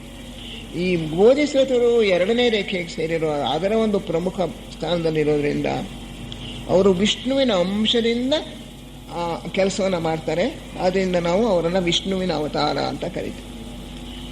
ಮಹಾಚೌಹಾಣರು ಉಳಿದ 5 ರೇಖೆಗಳ ಯೋಗಕ್ಷೇಮವನ್ನು ನೋಡ್ಕೊಳ್ತಾರೆ. ಆದ್ದರಿಂದ ಒಂದೊಂದು ದೇಶದ ರಾಜನಾಗಿ ಮನುವೇ ಹುಟ್ಟುತ್ತಾನೆ ಪ್ರಾರಂಭದಲ್ಲಿ. ಆ ಮಹಾವಂಶದ ಪ್ರಾರಂಭ ಆದಾಗ ಈಗ ಅಟ್ಲಾಂಟಿಸ್ನಲ್ಲಿ ಮನುಗಳು ಬೇಕಾದಷ್ಟೆಲ್ಲ ರಾಜರಾಗಿದ್ರು. ಆಗ ಇದ್ದಂಥ ಮನುಗಳು ಅವರು ಬೇಕಾದಷ್ಟೆಲ್ಲ ರಾಜರಾಗಿ ಅವತಾರ ಮಾಡ್ತಾ ಇದ್ರು. ಅವರು ಅದೇ ರೀತಿಯಲ್ಲಿ ಬೋಧಿಸತ್ವರು ಮಠಗಳನ್ನು ಸ್ಥಾಪನೆ ಮಾಡಿದ್ರು. ಈಗ ನಾವು ಗೌತಮ ಬುದ್ಧ ಅಂತ ಕರಿತೀವಲ್ಲ, ಇವರು 4ನೇ ಮಹಾವಂಶದ ಬೋಧಿಸತ್ವರಾಗಿದ್ರು. ಅವರು ಅಟ್ಲಾಂಟಿಸ್ನಲ್ಲಿ ಬೇಕಾದಷ್ಟು ಸಲ ಅವತಾರ ಮಾಡಿ ಬೇಕಾದಷ್ಟು ಹೊಸ ಹೊಸ ಮತಗಳನ್ನು ಪ್ರಾರಂಭಿಸಿದ್ರಂತೆ. ಅವುಗಳ ಬಗ್ಗೆ ನಮಗೇನು ಈಗ ಉಳ್ಕೊಂಡಿಲ್ಲ ಚರಿತ್ರೆಯಲ್ಲಿ. ಆದರೆ ಅವರು ಅಲ್ಲಿ ಅನೇಕ ಮತಗಳನ್ನು ಪ್ರಾರಂಭ ಮಾಡಿದ್ರು ಅಂತಾರೆ. ಆಮೇಲೆ ಅವರು ಆರ್ಯ ಮಹಾವಂಶ ಬಂದ ಮೇಲೂ ಕೂಡ ಆರ್ಯ ಮಹಾವಂಶದಲ್ಲೂ ಬೋಧಿಸತ್ವರಾಗಿಯೇ ಮುಂದುವರೆದರು ಸ್ವಲ್ಪ ಕಾಲ. ಆಗ ವ್ಯಾಸರಾಗಿ ಜನ್ಮ ತಾಳದ್ರಂತೆ. ಸುಮಾರು 60,000 ಕ್ರಿಸ್ತಪೂರ್ವ 60,000 ವರ್ಷ ಆಗ ಅವರು ವ್ಯಾಸರಾಗಿ ಸೆಂಟ್ರಲ್ ಏಷ್ಯಾ ಆಗಿದ್ರು. ಆರ್ಯರು ಅಲ್ಲಿದ್ದರು ಅವಾಗ. ಆ ಸೆಂಟ್ರಲ್ ಏಷ್ಯಾದಲ್ಲಿ ಅವರು ವ್ಯಾಸರಾಗಿ ಹುಟ್ಟಿ ಸನಾತನ ಧರ್ಮ, ನಾವು ಹಿಂದೂ ಮತ ಅಂತ ಹೇಳ್ತೀವಲ್ಲ, ಅದನ್ನು ಪ್ರಾರಂಭ ಮಾಡಿದವರು ವ್ಯಾಸರು. ಅನಂತರ ವೇದಗಳು, ಉಪನಿಷತ್ತು ಅದೆಲ್ಲ ಬಂತು ಕಾಲಕ್ರಮದಲ್ಲಿ. ಆದ್ದರಿಂದ ಹಿಂದೂ ಮತ ಸ್ಥಾಪನೆ ಆಗಿರೋದು ಸುಮಾರು 60,000 ಕ್ರಿಸ್ತಪೂರ್ವ 60,000ದಲ್ಲಿ. ಅದಾದಮೇಲೆ ಅವರು ಏನ್ಷಿಯಂಟ್ ಈಜಿಪ್ಟ್, ಪುರಾತನ ಈಜಿಪ್ಟ್ನಲ್ಲಿ ಟೇಹೂತಿ ಅಂತ ಹೇಳಿ ಅಲ್ಲಿ ಹುಟ್ಟಿದ್ರು. ಆವಾಗ ಅವರು ವ್ಯಾಸರು ಏನು ಮಾಡಿದ್ರು, ಸೂರ್ಯನ ಆರಾಧನೆಯನ್ನು ಹೇಳಿಕೊಟ್ರು ಹಿಂದೂ ಮತದಲ್ಲಿ. ಸೂರ್ಯನನ್ನು ಆರಾಧಿಸ್ತಕ್ಕಂಥದ್ದು. Surya is the visible symbol of God. ಭಗವಂತನ ಕಣ್ಣಿಗೆ ಕಾಣಿಸ್ತಕ್ಕಂಥ ಒಬ್ಬ ಪ್ರತಿನಿಧಿ ಸೂರ್ಯ. ನಮ್ಮ ಕಣ್ಣು ಕಾಣಿಸೋ ಸೂರ್ಯ ಅವನೇ ಭಗವಂತ ಅಲ್ಲ, ಅವನ ಒಂದು ಶಕ್ತಿನ ಸೂಚಿಸ್ತಕ್ಕಂಥ ಕೇಂದ್ರ. ಆದರೆ ಈ ಸೂರ್ಯ ನಮ್ಮ ಕಣ್ಣಿಗೆ ಕಾಣಿಸ್ತಾನೆ. ಆದ್ದರಿಂದ ಸೂರ್ಯನನ್ನು ಆರಾಧಿಸಿ. ಇವನು ಸೌರಬ್ರಹ್ಮಾಂಡೇಶ್ವರನ ಒಂದು ವ್ಯಕ್ತ ರೂಪ ಅಂಥೇಳಿ ಸೂರ್ಯನ ಆರಾಧನೆಯನ್ನು ಹೇಳಿಕೊಟ್ರು ವ್ಯಾಸರು. ಆ ಸೂರ್ಯನ ಒಂದು ಅಂಶವೇ ನಮ್ಮ ಹೃದಯದೊಳಗೂ ಇದೆ. ನಮ್ಮ ಹೃದಯದೊಳಗಿರ್ತಕ್ಕಂಥ ಆ ಸೂರ್ಯನ ಅಂಶವನ್ನು ನಾವು ವ್ಯಕ್ತ ಮಾಡ್ಕೊಳ್ತಾ ಹೋದರೆ ಆಗ ಆ ಸೂರ್ಯನಾರಾಯಣ ಸೌರಬ್ರಹ್ಮಾಂಡೇಶ್ವರ ಅವನನ್ನು ಕೂಡ ನಾವು ಕ್ರಮೇಣ ಅರಿತುಕೊಳ್ಳೋದಕ್ಕೆ ಸಾಧ್ಯವಾಗುತ್ತೆ. ಆ ಸೂರ್ಯನ ಒಂದು ಅಂಶ ನಮ್ಮೊಳಗೂ ಇದೆ, ನಮ್ಮ ಒಬ್ಬೊಬ್ಬ ಜೀವಿಯಲ್ಲಿಯೂ ಇದೆ. ನಿಮ್ಮೊಳಗೆ ಮೊದಲು ಅದನ್ನು ನೀವು ಅರ್ಥಕೊಳ್ಳಿ, ಸೆಲ್ಫ್ ರಿಯಲೈಸೇಷನ್. ಅನಂತರ ಪ್ರತಿಯೊಬ್ಬರಲ್ಲಿಯೂ ಇರ್ತಕ್ಕಂಥ ಸೂರ್ಯನ ಅಂಶವನ್ನು ತಿಳ್ಕೊಳ್ಳಿ.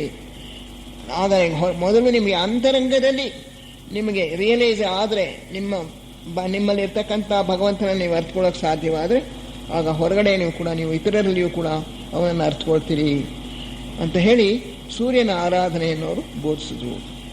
ಆಮೇಲೆ ಈ ಪುರಾತನ ಈಜಿಪ್ಟ್ನಲ್ಲಿ ಟೇಹೂತಿಯಾಗಿ ಹುಟ್ಟಿದ್ದಾಗ ಈ ಸ್ಪೋಕ್ ಅಬೌಟ್ ಲೈಟ್ ಅಂತಾರೆ, ಬೆಳಕು. ಬೆಳಕನ್ನು ಅವರು ಚಿಹ್ನೆಯಾಗಿ ತೆಗೆದುಕೊಂಡರು. ಬೆಳಕು ಭಗವಂತನ ಒಂದು ಚಿಹ್ನೆ. ಆ ಬೆಳಕು ನಮ್ಮ ಒಬ್ಬೊಬ್ಬರ ಹೃದಯದಲ್ಲೂ ಇದೆ, ಎಲ್ಲರ ಹೃದಯದಲ್ಲೂ ಇದೆ, ಹೊರಗೂ ಇದೆ, ಆಕಾಶದಲ್ಲೂ ಇದೆ. ನಿಮ್ಮ ಒಳಗಿರ್ತಕ್ಕಂಥ ಬೆಳಕನ್ನು ನೀವು ಅರ್ಥಕೊಳ್ಳಿ. ಆವಾಗ ಹೊರಗಿರ್ತಕ್ಕಂಥ ಬೆಳಕು, ಆಕಾಶದಲ್ಲಿರ್ತಕ್ಕಂಥ ಬೆಳಕು, ಅದನ್ನು ನಿಮಗೆ ಅರ್ಥಕೊಳ್ಳೋಕೆ ಸಾಧ್ಯವಾಗುತ್ತೆ. So worship the light, follow the light ಅಂತ ಹೇಳಿಬಿಟ್ಟು ಬೆಳಕಿನ ಆರಾಧನೆಯನ್ನು ಅವರು ಟೇಹೂತಿ ಉಪದೇಶ ಮಾಡಿದರು. ಅದಾದ ನಂತರ ಅವರು ಪರ್ಷಿಯಾ ದೇಶದಲ್ಲಿ ಝರತೂಷ್ಟ್ರನಾಗಿ ಅವತಾರ ಮಾಡಿದ್ರು. ಝರತೂಷ್ಟ್ರ ಪಾರ್ಸಿ ಮತವನ್ನು ಸ್ಥಾಪನೆ ಮಾಡಿದ್ರು. ಏನ್ಷಿಯಂಟ್ ಪರ್ಷಿಯಾ ಬಹಳ ಪುರಾತನವಾಗಿರ್ತಕ್ಕಂಥ ದೇಶ. ಆ ಪರ್ಷಿಯಾ ದೇಶದಲ್ಲಿ ಅವರು ಝರತೂಷ್ಟ್ರನಾಗಿ ಅವತಾರ ಮಾಡಿದಾಗ ಬೆಂಕಿಯನ್ನು ತಾನಾಗೇ ಆಕಾಶದಿಂದ ಕೆಳಗಿಳಿದು ಬರೋ ಹಾಗೆ ಮಾಡಿದ್ರು. ಅವರು ಬೆಂಕಿನ ಆರಾಧಿಸೋದನ್ನು ಹೇಳಿಕೊಟ್ರು. ಅಗ್ನಿ ಪೂಜೆ ಈಗಲೂ ಕೂಡ ಪಾರ್ಸಿ ಮತದವರು ಅಗ್ನಿ ಪೂಜೆಯನ್ನು ಮಾಡ್ತಾರೆ. ನಮ್ಮ ಅಡಿಯಾರ್ನಲ್ಲಿಯೂ ಕೂಡ ಪಾರ್ಸಿ ದೇವಸ್ಥಾನ ಇದೆ. ವರ್ಷಕ್ಕೊಂದ್ಸಲ ನಾವಲ್ಲಿ ಕನ್ವೆನ್ಷನ್ಗೆ ಹೋದಾಗ ಆ ಪಾರ್ಸಿ ಮತದವರು ಅಲ್ಲಿ ಪೂಜೆ ಮಾಡ್ತಾರೆ, ನೋಡ್ಬೋದು. ಬಿಳಿಯ ಬಟ್ಟೆಗಳನ್ನು ಧರಿಸ್ಕೊಂಡಿರ್ತಾರೆ. ಅವರು ಚಿಮ್ಮಟದಲ್ಲಿ ಅದರ ಸಮಿತಿಗಳನ್ನು ಹಾಕ್ತಾರೆ ಅಗ್ನಿಗೆ. ಅವರ ಬಾಯಿ ಮುಂದೆನೂ ಕೂಡ ಒಂದು ಬಿಳಿ ಬಟ್ಟೆ ಕಟ್ಕೊಂಡಿರ್ತಾರೆ. ಯಾಕೆಂದರೆ ಅಗ್ನಿ ಅಪವಿತ್ರವಾಗಬಾರ್ದು, ಎಂಜಲು ಹಾರಬಿಟ್ಟು ಅಂದ್ಬಿಟ್ಟು. ಮಂತ್ರಗಳು ನಮ್ಮ ಹಾಗೆ ಅವರಲ್ಲಿಯೂ ಮಂತ್ರಗಳಿವೆ, ಪಾರ್ಸಿ ಭಾಷೆ ಮಂತ್ರ. ಅದನ್ನು ಹೇಳಿಕೊಂಡು ಅಗ್ನಿಯನ್ನು ಆರಾಧಿಸ್ತಾರೆ. ಝರತುಷ್ಟ್ರ ಮೊದಲನೇ ಸಲ ಅಗ್ನಿಯ ಆರಾಧನೆಯನ್ನು ಹೇಳಿಕೊಟ್ಟಾಗ ಆಕಾಶದಿಂದ ಅಗ್ನಿ ತಾನಾಗಿ ಆವಾಹನೆ ಆಗುವ ಹಾಗೆ ಮಾಡಿದ್ನಂತೆ. ಈಗಲೂ ಕೂಡ ಅನೇಕ ಈಗ ಕೆಲವು ಶತಮಾನಗಳವರೆಗೂ ಕೂಡ ಪಾರ್ಸಿ ಪೂಜಾರಿಗಳಿಗೆ ಅಗ್ನಿಯನ್ನು ಅವ್ರು ಹಚ್ತಾ ಇರಲಿಲ್ಲ. ತಾನಾಗೆ ಅವ್ರ ಸಮಿತಿಗಳನ್ನು ಜೋಡಿಸಿದ ಮೇಲೆ ಆವಾಹನೆ ಮಾಡಿದಾಗ ಅದು ಭಗ್ಗಂತ ಹತ್ಕೋತಾ ಇತ್ತಂತೆ. ಈಗ ಆ ಶಕ್ತಿನ ಅವ್ರು ಕಳ್ಕೊಂಡ್ಬಿಟ್ಟಿದ್ದಾರೆ. ಹೀಗೆ ಅಗ್ನಿಯ ಆರಾಧನೆಯನ್ನು ಅವರು ಹೇಳ್ಕೊಟ್ರು. ನಿಮ್ಮ ಒಳಗೂ ಕೂಡ ಆ ಅಗ್ನಿ ಇದೆ, ನಿಮ್ಮ ಒಬ್ಬೊಬ್ಬರ ಹೃದಯದಲ್ಲಿಯೂ ಅಗ್ನಿ ಇದೆ, ಅದನ್ನು ಆರಾಧಿಸಿ. ಅದನ್ನು ನೀವು ಕಂಡುಕೊಂಡ ನಂತರ ಹೊರಗಡೆ ಎಲ್ಲ ಕಡೆಯೂ ಕೂಡ ನಿಮಗೆ ಅಗ್ನಿ ಇರೋದು ಕಾಣಿಸುತ್ತೆ. ಆ ಜ್ಯೋತಿ, ನಿಮ್ಮ ಒಳಗಿರೋ ಜ್ಯೋತಿ, ಹೊರಗಿರೋ ಜ್ಯೋತಿ ಎಲ್ಲ ಒಂದೇ. ಆಕಾಶದಲ್ಲಿರ್ತಕ್ಕಂಥ ಜ್ಯೋತಿ, ನಿಮ್ಮ ಒಳಗಿರೋ ಜ್ಯೋತಿ ಎಲ್ಲ ಒಂದೇ. ಮೊದಲು ನಿಮ್ಮ ಒಳಗಿರೋ ಜ್ಯೋತಿನ ನೀವು ಅರ್ಥ ಮಾಡಿಕೊಡಿ ಅಂತ ಹೇಳಿ ಅಗ್ನಿ ಆರಾಧನೆಯನ್ನು ಅವರು ತೋರಿಸ್ಕೊಟ್ರು ಝರತುಷ್ಟ್ರನಾಗಿ, ಏನ್ಷಿಯಂಟ್ ಪರ್ಷಿಯಾದಲ್ಲಿ. ಆಮೇಲಿಂದ ಅವರು ಗ್ರೀಸ್ ದೇಶದಲ್ಲಿ ಆರ್ಫಿಯಸ್ ಆಗಿ ಹುಟ್ಟಿದ್ರು. ಆರ್ಫಿಯಸ್ ದ ಸಿಂಗರ್ ಅಂತೀವಿ. ಇದೆಲ್ಲ ಮಿಸ್ಟಿಕ್ ಸ್ಟಾರ್ನಲ್ಲಿ ಬರುತ್ತೆ. ಮಿಸ್ಟಿಕ್ ಸ್ಟಾರ್ದು ನೀವು ಅದನ್ನು ಸರಿಯಾಗಿ ಅರ್ಥ ಮಾಡಿಕೊಂಡ್ರೆ ಇದೆಲ್ಲ ಬರುತ್ತೆ. ಅವನು ಶಬ್ದ, ನಾದದ ಪೂಜೆಯನ್ನು ಹೇಳ್ಕೊಟ್ಟ. ನಾದದ ಆರಾಧನೆ, ಶಬ್ದ ನಿಮ್ಮ ಒಳಗೂ ಕೂಡ ಇದೆ. ಆ ಭಗವಂತನ ಒಂದು ಶಬ್ದ ಕೇಳಿಸ್ತಾ ಇರುತ್ತೆ, ಅದನ್ನು ನೀವು ಅರ್ಥಕೊಳ್ಳಿ. ಆಗ ಹೊರಗಿರ್ತಕ್ಕಂಥ ಭಗವಂತನ ಶಬ್ದ ನಿಮಗೆ ಗ್ರಹಿಸೋಕೆ ಸಾಧ್ಯವಾಗುತ್ತೆ. ಅದರಿಂದ ಶಬ್ದದ ಮೂಲಕ, ಹಾಡಿನ ಮೂಲಕ ಅವನು ಒಂದು ಸಂಗೀತದ ಉಪಕರಣವನ್ನು ಇಟ್ಕೊಂಡಿದ್ದಂತೆ. ಅದನ್ನು ನುಡಿಸಿ ಎಲ್ಲರ ಮನಸ್ಸನ್ನು ಕೂಡ ಸೂರೆ ಮಾಡ್ತಾ ಇದ್ದಂತೆ. ಆರ್ಫಿಯಸ್ ಗಾನದ ಮೂಲಕ, ನಾದದ ಮೂಲಕ, ಶಬ್ದದ ಮೂಲಕ ಭಗವಂತನ ಆರಾಧನೆ, ಅದನ್ನು ಆರ್ಫಿಯಸ್ ತೋರಿಸ್ಕೊಟ್ಟ. ಅದಾದ ನಂತರ ಭಾರತದಲ್ಲಿ ಪುನಃ ಅವರು ಹುಟ್ಟಿದ್ರು. ಈ ಸಲ ಸಿದ್ಧಾರ್ಥನಾಗಿ ಹುಟ್ಟಿದ್ರು ನೇಪಾಳ ದೇಶದ ಅಂಚಿನಲ್ಲಿ. ಆಮೇಲೆ ಗಯಾ ದೇಶದಲ್ಲಿ, ಗಯಾನಲ್ಲಿರ್ತಕ್ಕಂಥ ಅರಳಿ ಮರದ ಕೆಳಗೆ ಅವರಿಗೆ ಜ್ಞಾನೋದಯವಾಯಿತು. 6 ವರ್ಷಗಳ ಕಾಲ ತಪಸ್ಸು ಮಾಡಿ ರಾಜಕುಮಾರನಾಗಿ ಹುಟ್ಟಿದ್ರು ಕೂಡ ಅದರ ಅರಮನೆಯನ್ನು ತೊರೆದು, ಹೆಂಡತಿ ಆಗ್ತಾನೆ ಹುಟ್ಟಿದ ಮಗು ಎಲ್ಲವನ್ನು ತೊರೆದು ಸನ್ಯಾಸವನ್ನು ಸ್ವೀಕರಿಸಿ 6 ವರ್ಷಗಳ ಕಾಲ ಕಠಿಣವಾದ ತಪಸ್ಸನ್ನು ಆಚರಿಸಿ, ಕೊನೆಗೆ ಅದರಲ್ಲಿ ಅವರಿಗೆ ಸಿಗದೆ ಅವರು ಬೋಧಿ ವೃಕ್ಷದ ಕೆಳಗೆ ಧ್ಯಾನ ಮಾಡ್ತಾ ಇದ್ದಾಗ ಬೋಧಿ ಲಭಿಸ್ತು. ಅವರು ಬುದ್ಧರಾದರು ಅಂತ ಹೇಳಿದ್ರೆ ಅವರು ಎಷ್ಟನೇ ದೀಕ್ಷೆ ತೆಗೆದುಕೊಂಡ್ರು? 8ನೇ ದೀಕ್ಷೆ. 7ನೇ ದೀಕ್ಷೆಯಲ್ಲಿದ್ದರು ಅದುವರೆಗೂ ಬೋಧಿಸತ್ವರಾಗಿ. ಕೊನೆಯ ಜನ್ಮದಲ್ಲಿ ಗೌತಮನಾಗಿ ಅವತಾರ ಮಾಡಿ ಬುದ್ಧರಾದರು. ಅಲ್ಲಿಂದಾಚೆಗೆ ಅವರು ವೈಶಾಖ ಪೂರ್ಣಿಮೆ ದಿನ ತಮ್ಮ ಒಂದು ಸೂಕ್ಷ್ಮ ಶರೀರದಲ್ಲಿ ವರ್ಷಕ್ಕೊಂದ್ಸಲ ಕಾಣಿಸ್ಕೊಳ್ತಾರೆ ಹಿಮಾಲಯ ಪರ್ವತದ ಹತ್ತಿರ. ಆ ಕಾಮದೇಹದಲ್ಲಿ ಅನೇಕರು ಅವರನ್ನ ಹೋಗಿ ನೋಡಿದ್ದಾರೆ. ಅಲ್ಲಿನ ಜನರಿಗೂ ಕೂಡ ಅವರು ಅಲ್ಲಿ ಬರ್ತಾರೆ ಅನ್ನೋದು ಗೊತ್ತಿದೆ. ಅವರ ಛಾಯಾದೇಹ ಬೃಹದಾಕಾರದಲ್ಲಿ ಕಾಣಿಸ್ಕೊಳ್ಳುತ್ತಂತೆ. ಕೂದಲು ಇಲ್ಲಿವರೆಗೂ ಇರುತ್ತೆ, ಚಕ್ರ ಮಕ್ಕಳ ಹಾಕ್ಕೊಂಡು ಕೂತಿರ್ತಾರೆ, ಬಲಗೈಯಿನ ಅಭಯ ಮುದ್ರೆ ತೋರಿಸ್ತಾರೆ, ಮತ್ತೆ ಸ್ಮೈಲ್ ವಿತ್ ಲಿಟಲ್ ಸ್ಮೈಲ್, ಹಸು ನಗು ಇರುತ್ತೆ ಮುಖದ ಮೇಲೆ. ಎಲ್ಲರಿಗೂ ಕೂಡ ಅವರು ಆಶೀರ್ವಾದ ಮಾಡ್ತಾರೆ. ಆಗ ಪ್ರಪಂಚಕ್ಕೆ ಬಹಳ ಮಹತ್ತರವಾಗಿರ್ತಕ್ಕಂಥ ಅಧ್ಯಾತ್ಮ ಶಕ್ತಿನ ಸುರಿಸ್ತಾರೆ. ವರ್ಷಕ್ಕೊಂದು ಸಲ ಆ ಶಕ್ತಿನ ಅವರು ಕೊಡೋದು ವರ್ಷವೆಲ್ಲ ನಮ್ಮನ್ನು ಕಾಪಾಡ್ತಾ ಹೋಗುತ್ತೆ. ಅಷ್ಟೊಂದು ಶಕ್ತಿನ ಅವರು ಕೊಟ್ಟು ಅಲ್ಲಿಂದ ಮಾಯವಾಗ್ತಾರೆ ಆ ಪೂರ್ಣಿಮೆ ಕ್ಷಣದಲ್ಲಿ. ಈಗಲೂ ಕೂಡ ವರ್ಷಕ್ಕೊಂದು ಸಲ ಅವರು ಬರೋದು ಅವರ ಒಂದು ಮಹಾತ್ಯಾಗ, ಜನರ ಏಳಿಗೆಗೋಸ್ಕರ, ಅವರ ಒಳಿತಿಗೋಸ್ಕರ ಅವರು ವರ್ಷಕ್ಕೊಂದು ಸಲ ಕಾಣಿಸ್ಕೊಳ್ತಾರೆ. ಉಳಿದಂತೆ ಅವರು ಬುದ್ಧಿಲೋಕದಲ್ಲಿ ಎಲ್ಲ ನಮ್ಮ ಒಟ್ಟು ಭೂಗ್ರಹದಲ್ಲಿ ಇರ್ತಕ್ಕಂಥ ಎಲ್ಲ ಜೀವಿಗಳ, ಬರೀ ಮಾನವರು ಅಂತ ಅನ್ಕೋಬೇಡಿ, ದೇವತೆಗಳು, ಮಾನವರು, ಪ್ರಾಣಿಗಳು, ಸಸ್ಯವರ್ಗ, ಎಲ್ಲ ಜೀವವರ್ಗಗಳ ಯೋಗಕ್ಷೇಮಕ್ಕೋಸ್ಕರ ಬುದ್ಧಿ ಲೋಕದಿಂದಲೇ ಅವರು ಶಕ್ತಿನ ಪ್ರವಾಹ ರೂಪದಲ್ಲಿ ಕಳಿಸ್ತಾ ಇರ್ತಾರೆ. ಅಲ್ಲಿ ಯಾವ ಕೆಲಸವನ್ನು ಅವ್ರು ಮಾಡ್ತಾರೋ ಅದನ್ನು ನಾವು ಊಹಿಸ್ಕೊಳ್ಳೋಕ್ಕೂ ಸಾಧ್ಯ ಇಲ್ಲ. ಆದರೆ ಅವರ ಕೆಲಸ ಇಲ್ಲದೆ ಹೋದರೆ ಬೋಧಿಸತ್ವರ ಕೆಲಸ ನಡೆಯಲ್ಲ, ಊರ್ಧ್ವ ಲೋಕಗಳಲ್ಲಿ ಸೂಕ್ಷ್ಮ ಲೋಕಗಳ ಕೆಲಸ ನಡೆಯಲ್ಲ ಅಂತ ಹೇಳ್ತಾರೆ. ಅಂತೊಂದು ಮಹತ್ತರವಾದ ಕೆಲಸವನ್ನು ಅವ್ರು ಈಗಲೂ ಮಾಡ್ಕೊಂಡು ಹೋಗ್ತಾ ಇದ್ದಾರೆ. ಮಹಾಚೌಹಾನರು ಈ ಆಡಳಿತ ಬೋಧಿಸತ್ವರು ಆಗಾಗ ಅವತಾರ ಮಾಡಿ ಬೇರೆ ಬೇರೆ ಮಾತುಗಳನ್ನು ಅವರು ಸ್ಥಾಪನೆ ಮಾಡ್ತಾರೆ ಅಂತ ತಿಳ್ಕೊಂಡ್ವಿ.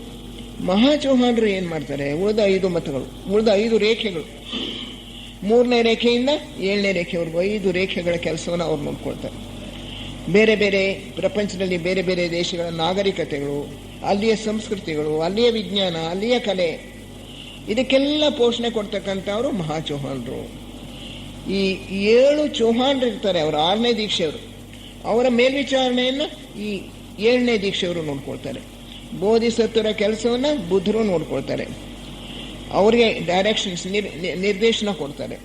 ಅದೇ ರೀತಿಯಲ್ಲಿ ಮೊದಲನೇ ರೇಖೆಯಲ್ಲಿ ಮನುವಿನ ಕೆಲಸ, ಅದನ್ನು ಅವರ ಮೇಲ್ಪಟ್ಟವರು ನೋಡ್ಕೊಳ್ತಾರೆ, ಪ್ರತ್ಯೇಕ ಬುದ್ಧರು ನೋಡ್ಕೊಳ್ತಾರೆ. ಈ ಪ್ರತ್ಯೇಕ ಬುದ್ಧರಲ್ಲಿ ಒಬ್ಬರು ಒಂದು ಭೂಮಿಯಲ್ಲಿ ಅವತಾರ ಮಾಡಿದ್ರು. ಅದು ಯಾವಾಗ ಅಂದರೆ, ಗೌತಮ ಬುದ್ಧರು ನಿರ್ವಾಣ ಹೊಂದಿದ ಮೇಲೆ ಏನಾಯ್ತಂತೆ, ಭಾರತ ದೇಶದಲ್ಲಿ ಬೌದ್ಧ ಮತ ಬಹಳವಾಗಿ ಪ್ರಬಲವಾಗೋಯ್ತಂತೆ. ಆಗ ಹಿಂದೂ ಧರ್ಮ ಅಳಿಸಿ ಹೋಗೋಕೆ ಪ್ರಾರಂಭ ಆಗೋಯ್ತಂತೆ. ಇದು ಇಷ್ಟೊಂದು ಪುರಾತನ ಮತ, ಹಿಂದೂ ಧರ್ಮ ಹೋಗಬಾರ್ದು ಅಂತ ಹೇಳಿ ಸನತ್ ಕುಮಾರು ತಮ್ಮ ಶಿಷ್ಯರಲ್ಲಿ ಒಬ್ಬರನ್ನ, ಆ 3 ಜನದಲ್ಲಿ ಯಾರು ಅಂತ ಬರೆದಿಲ್ಲ, ಎಲ್ಲೂ ದಾಖಲೆ ಸಿಗಲ್ಲ, ಅವರಲ್ಲಿ ಒಬ್ಬ ಪ್ರತ್ಯೇಕ ಬುದ್ಧರನ್ನ, ಆ 3 ಕುಮಾರರಲ್ಲಿ ಒಬ್ಬರನ್ನ ಕಳಿಸಿದ್ರಂತೆ ಹಿಂದೂ ದೇಶಕ್ಕೆ. ನೀನು ಶಂಕರಾಚಾರ್ಯನಾಗಿ ಅವತಾರ ಮಾಡು. ಶಂಕರಾಚಾರ್ಯರಾಗಿ ಅವರು ಅವತಾರ ಮಾಡಿ ಕೆಲವೇ ವರ್ಷಗಳ ಕಾಲ ಅವರು ಬದುಕಿದ್ದು. ಈಗ ನಮಗೆ ಕಾಮೆಂಟ್ರೀಸ್ ಅಥವಾ ಎಲ್ಲ ಪ್ರಸ್ಥಾನತ್ರಯಗಳ ಮೇಲೆ ವ್ಯಾಖ್ಯಾನಗಳನ್ನು ಬರೆದಿರ್ತಕ್ಕಂಥ ಶಂಕರಾಚಾರ್ಯರಲ್ಲ. ಇವರು ಬುದ್ಧ ಸತ್ತು ಕೆಲವು ದಿವಸಗಳಿಗೆ ಹುಟ್ಟಿದ್ರಂತೆ, ಅಂದರೆ ಸುಮಾರು 2600 ವರ್ಷಗಳಾಯಿತು. ಆವಾಗ ಹುಟ್ಟಿದಂಥವರು. ಅವರು 4 ಕಡೆ 4 ಮಠಗಳನ್ನು ಸ್ಥಾಪನೆ ಮಾಡಿದ್ರು. ಕಾಶ್ಮೀರದಲ್ಲಿ ಪುರಿ ಜಗನ್ನಾಥ, ಆಮೇಲೆ ಕೆಳಗಡೆ ನಮ್ಮ ಶೃಂಗೇರಿ, ಹೀಗೆ 4 ಮಠಗಳನ್ನು ಅವರು ಸ್ಥಾಪನೆ ಮಾಡಿ, ಅನಂತರ ಹಿಂದೂ ಮತವನ್ನು ಸ್ವಲ್ಪ ಉದ್ಧಾರ ಮಾಡಿ, ಆಗ ಪ್ರಾಣಿ ಬಲಿ ಎಲ್ಲ ಕೊಡ್ತಾ ಇದ್ರು, ಯಜ್ಞ ಯಾಗಾದಿಗಳನ್ನ, ಅದನ್ನೆಲ್ಲ ತಪ್ಪಿಸಿ ಬುದ್ಧನ ಉಪದೇಶಗಳನ್ನು ಕೂಡ ಹಿಂದೂ ಮತಕ್ಕೆ ಸೇರಿಸ್ಕೊಂಡು ಹಿಂದೂ ದೇಶದ ಹಿಂದೂ ಮತದ ಒಂದು ಪುನರುದ್ಧಾರ ಮಾಡಿ ಅವರು ಹೊರಟೋಗ್ಬಿಟ್ರು.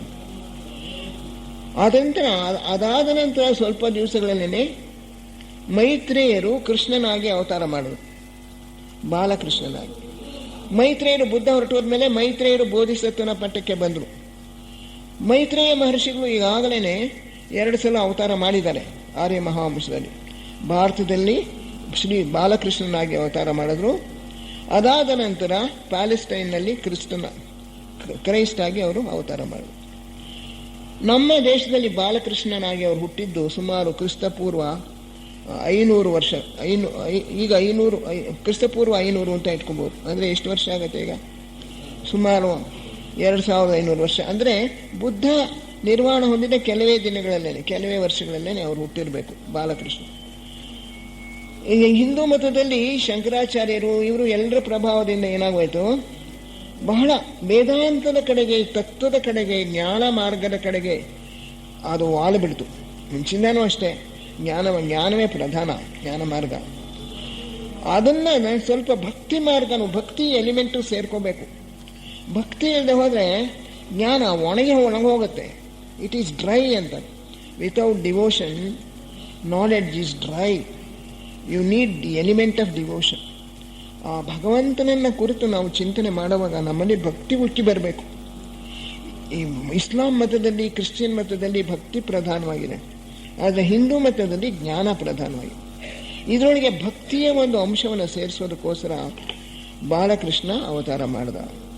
ಅವನು ಕೆಲವೇ ದಿವಸಗಳಂತೆ ಇದ್ದದ್ದು, ಸುಮಾರು ಯುವಕನಾಗಿದ್ದಾಗಲೇ ಹೊರಟೋಗ್ಬಿಟ್ಟ ಅಂತ ನಮ್ಮ ಥಿಯಾಸಫಿ ಇದರಲ್ಲಿ ಹೇಳಿರೋದು, ಯೋಗ ದೃಷ್ಟಿಯ ಪ್ರಕಾರ. ಹಾಗಾದರೆ ಮಹಾಭಾರತದಲ್ಲಿ ಬರ್ತಕ್ಕಂಥ ಆ ಶ್ರೀಕೃಷ್ಣ ಯಾರು ಅಂದರೆ ಅವನಿನ್ನೂ ಹಳಬ. ಸುಮಾರು 3000 BC ಅವನಿದ್ದದ್ದು ಅಂತ ಹೇಳ್ತಾರೆ. ಕ್ರಿಸ್ತಪೂರ್ವ 3000 ವರ್ಷಗಳ ಆಗ ಮಹಾಭಾರತದ ಶ್ರೀಕೃಷ್ಣ ಆವಾಗ ಅವತಾರ ಮಾಡಿದ್ದು.